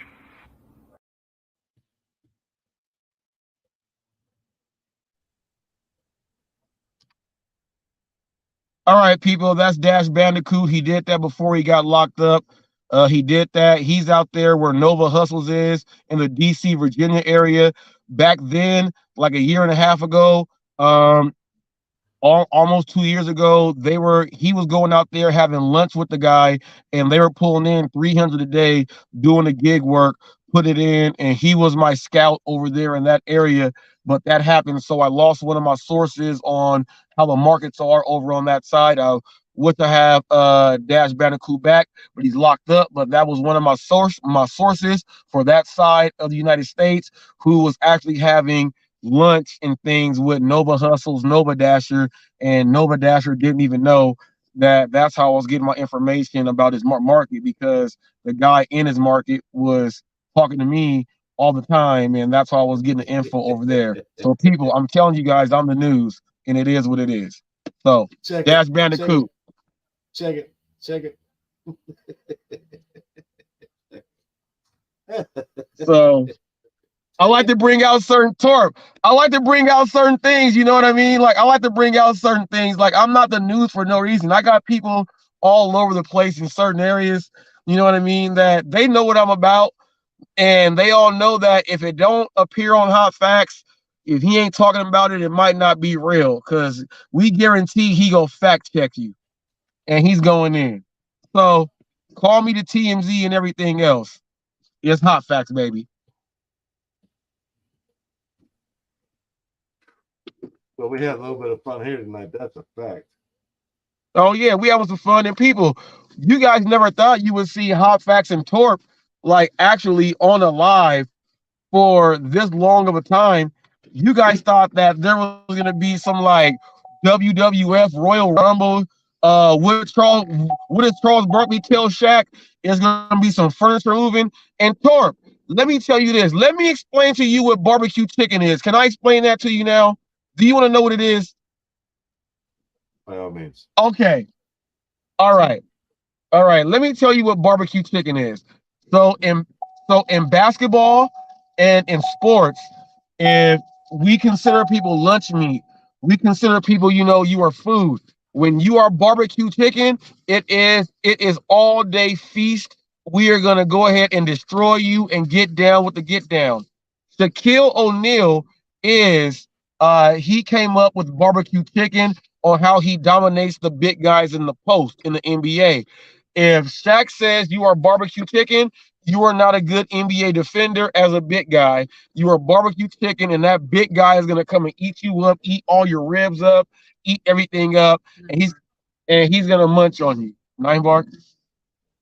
You are barbecue chicken. So whenever you see me reference barbecue chicken, that means that I'm in here to eat and destroy, because that's what it is.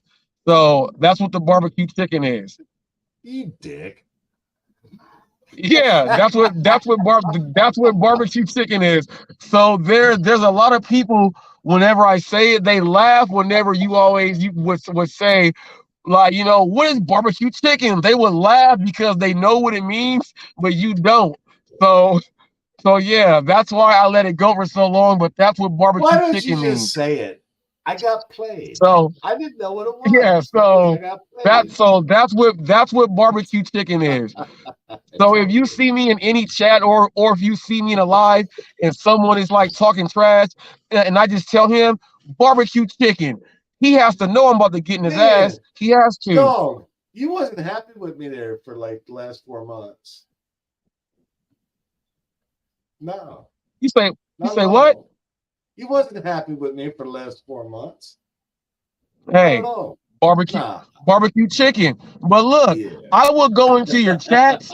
I will go into your chats and just put BBQ with a chicken emoji right after it for a long time. When you were talking your stuff, all I would put was BBQ chicken. And certain people knew what it was. So when you were like, oh, you're saying all this stuff, Reese ain't gonna say nothing. I put BBQ chicken. And I said it all. So everyone knew what it meant. The ones who knew, the ones who didn't know were lost. So yeah. That was me. Yeah, so I put BBQ with a chicken. Why do you keep talking about dinner for? Yeah. Yeah. You even said one time, Torb, you said, why is he bringing race into this? It had nothing to do with race, but that was funny as hell when you said it, because everyone that knew what it meant, you said that by yourself, and that was funny as hell. Yeah. Yeah. You gotta admit, man. Yeah. I think our comments sometimes back and forth are better than the fucking lives. Yeah. I couldn't have made sense of that. And I was in it. And then, yeah, but check this out. I did maybe in one of your lives, I did the barbecue chicken. Maybe all my comments was barbecue chicken. Every single comment I did for like 10 of them. For like 10 of them straight was barbecue chicken. And you were getting so mad in your live about why am I putting barbecue chicken up? You were like, I'm just not gonna say anything anymore. So I just kept putting barbecue chicken. You got me. So like that's what barbecue chicken is. When you are gonna dominate and kill a guy in sports, it's barbecue chicken. Between your so this is what I want you to do. I want you to go on whenever you get free time on your phone or whatever, Torp, I want you to go on YouTube and type up barbecue chicken and shack, SHAQ, type of shack and that, and then you're gonna get nonstop on how it comes out, and you'll hear an arguments when barbecue chicken comes out and everything, and then you'll be like, holy shit, this really means something. But to all the sports guys, like, we know what it means. Like if someone said you just got mossed, you know, like for Randy Moss catching that pass with one hand on you, you just got mossed. You know what I mean? You just got jumped over and mossed. So, you know, it's a sports thing. I'm a sports guy. It'll never leave. So my lingo is also there forever. Yeah. I'll tell you what, man. So it's not a racial thing or nothing. Did I learn something tonight, but I also figured something out tonight, and I think I'm on the right track. And you never know till you know, right? So I know I'm on the right track. And I want to say this to you, man, because I'm about to bug out with the wife and the dogs and wanting to walk. Check this out. I want to say this to you, man. Make sure the dog don't sniff your ass, Torp. Torp, don't be in a position when the dog go sniff your ass. Hey, you know what? I'm a little bit offended. I'm a little. Why? You ain't never had Torp. You got pets. I want one of your got pets, Torp. To have me in. I want one of your intros to have me in it. How about like this? Like, you want the facts? Here are the facts. Hot facts with Robert Reese. That's all the facts you need. Chirp up, listen in, take note. I'll take that one. I'm gonna use that one also. Man. I just want to be in the No, intro, look. man. You know what I'm gonna do? I'm gonna take that one right there, and I'm gonna show the one that there's one you did a long time ago on accident that I made a short of. I'm gonna go and find that one and put them side by side and have the people vote on which one is the best. I like it. You know you got. I'll do that. Dude. It's all you, baby. Tear it up. No, I did it, and it's on my content. I already have it. No, yeah, it's your content. Yeah, I feel you. No, I already have it. I like it. I like it. I want to be in your intro, man. That was the point. Somehow or another. If I gotta change it up, I'll change it up. Oh no, you're all good, man. Look, everyone does it how they do. I'm gonna keep that. Yeah. I'm gonna play it, and here's the best thing about my intro, because here's where the content creators in the gig world, a lot of them don't understand, like news channel. I put everything out there, whether it be good, bad, do my own thing, and all the other stuff. If I am putting it out there, putting it in my community post that I'm the news channel and everybody else knows, all you're going to do is get exposure. So why would you not want your stories to be on Hot Facts unless your stories are fake and they're not real and factual? Yeah, that would be the only reason why. But everybody else that sees, from all the views that I have, since I have came into the thing. I got to bust out of here in just a second. So I wanted you to know this before I go. I don't give a shit. And if I'm blowing you out of the water like that, why would you not want your name to be out there where all the views go out there? I make more shorts and I do more videos than everybody else out there. You know you're gonna be in shorts. You know I'm gonna advertise you. You know I'm gonna do all that. Quit hating. Here's what I'm getting at. I want Robert Reese to do what the fuck he wants to do, number one, with any of the shit that I got. Number two, I guess. But what I'm getting at is this. I'm about ready to take my wife and the dogs. We're going to go for a little night. It's 65 degrees here in northern Kentucky, which is unheard of, right? But to the point, I want to be like introduced into a community that has some sustenance, man, has some balls to it, okay? And that's not an easy task. A lot of people will tell you that it is. They're all full of shit. Every one of them's full of crap. When you come up on YouTube and you think that you're the man, and then you jump through a few circles, you do a few YouTube tricks, and everybody thinks you're no, you're not. What you need to understand is when you find Robert Reese, okay, and in some instances it'd be Mr. Flex. We all saw how that went with Thunder. My point is this. You either get in there and do it right, because they want you in there. By definition, they want you in there, or you ain't getting in there the right way. With all the controversial shit that I've done, I'll tell you this right now. Everything I do has a fucking purpose. All of it. At the end of the day, I am a bullshit detective. And what I mean by that is I have ADD for stupidity, man. I just do.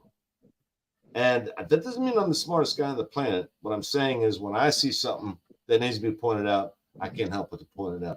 Robert Reese does the same fucking thing. The difference is that Robert Reese is calling out news, which is something that needs to be pointed out. I point out bullshit within that community that's pumping out that news. So I guess we in the same newsroom, sort of. Yeah, same building. Yeah, we eat the same lunchroom. Yeah. The difference is this: everybody thought they knew where I was going, but only Robert Reese had the balls to actually put me up on his live. I'd like to give him some props for that. Thank him for letting me be here. Thank his lovely wife for letting me be here. And on top of that, everything that has been done up to this point is going to make sense. But y'all going to have to stay tuned for it. Robert Reese has the game, and that's the only reason I'm here, because he has game. And what I mean by game is not a lie. It's not a joke. It's not supposed to be funny. It's supposed to enlighten. You can't enlighten people without drama. It's not going to happen. You can write the book, but then you go wait for somebody to buy it. Robert Reese is up here. He's known. He's fluent. He's current. He's relevant. And for anybody to say that they ain't fucking sharpening on Robert Reese does and says is full of shit. They're like, I want to be relevant too. Okay? That includes me, guys. I can be as relevant as I want to my own, but you're going to need some others. And you better find some smart ones. Choose your poison wisely. Robert Reese, thanks for having me, man. And thank your lovely wife for having me. I mean that sincerely. Thank you for coming in, Torp. Thank you. And say hello to your lovely wife as well. I will do that, and she now knows. So that's a good thing. I'll tell you what, Robert, one last time. I knew a long time ago, especially with you and the Rev. That's not why I brought that up, but with you and the Rev. There are certain people that I'm not going to let go of, and that's you and the Rev. And Brian. Nothing but love, man. Keep the show going, brother. You got game, and I'll leave it on that note. Yep. Keep hope alive, people. And I'm gonna do a Sammy Sosa on that one. Yep. However many times he did that shit before he used the juiced up, to hit that home run, people. We out of here like Chuck Woolery in 2 and 2. See you guys later. Peace.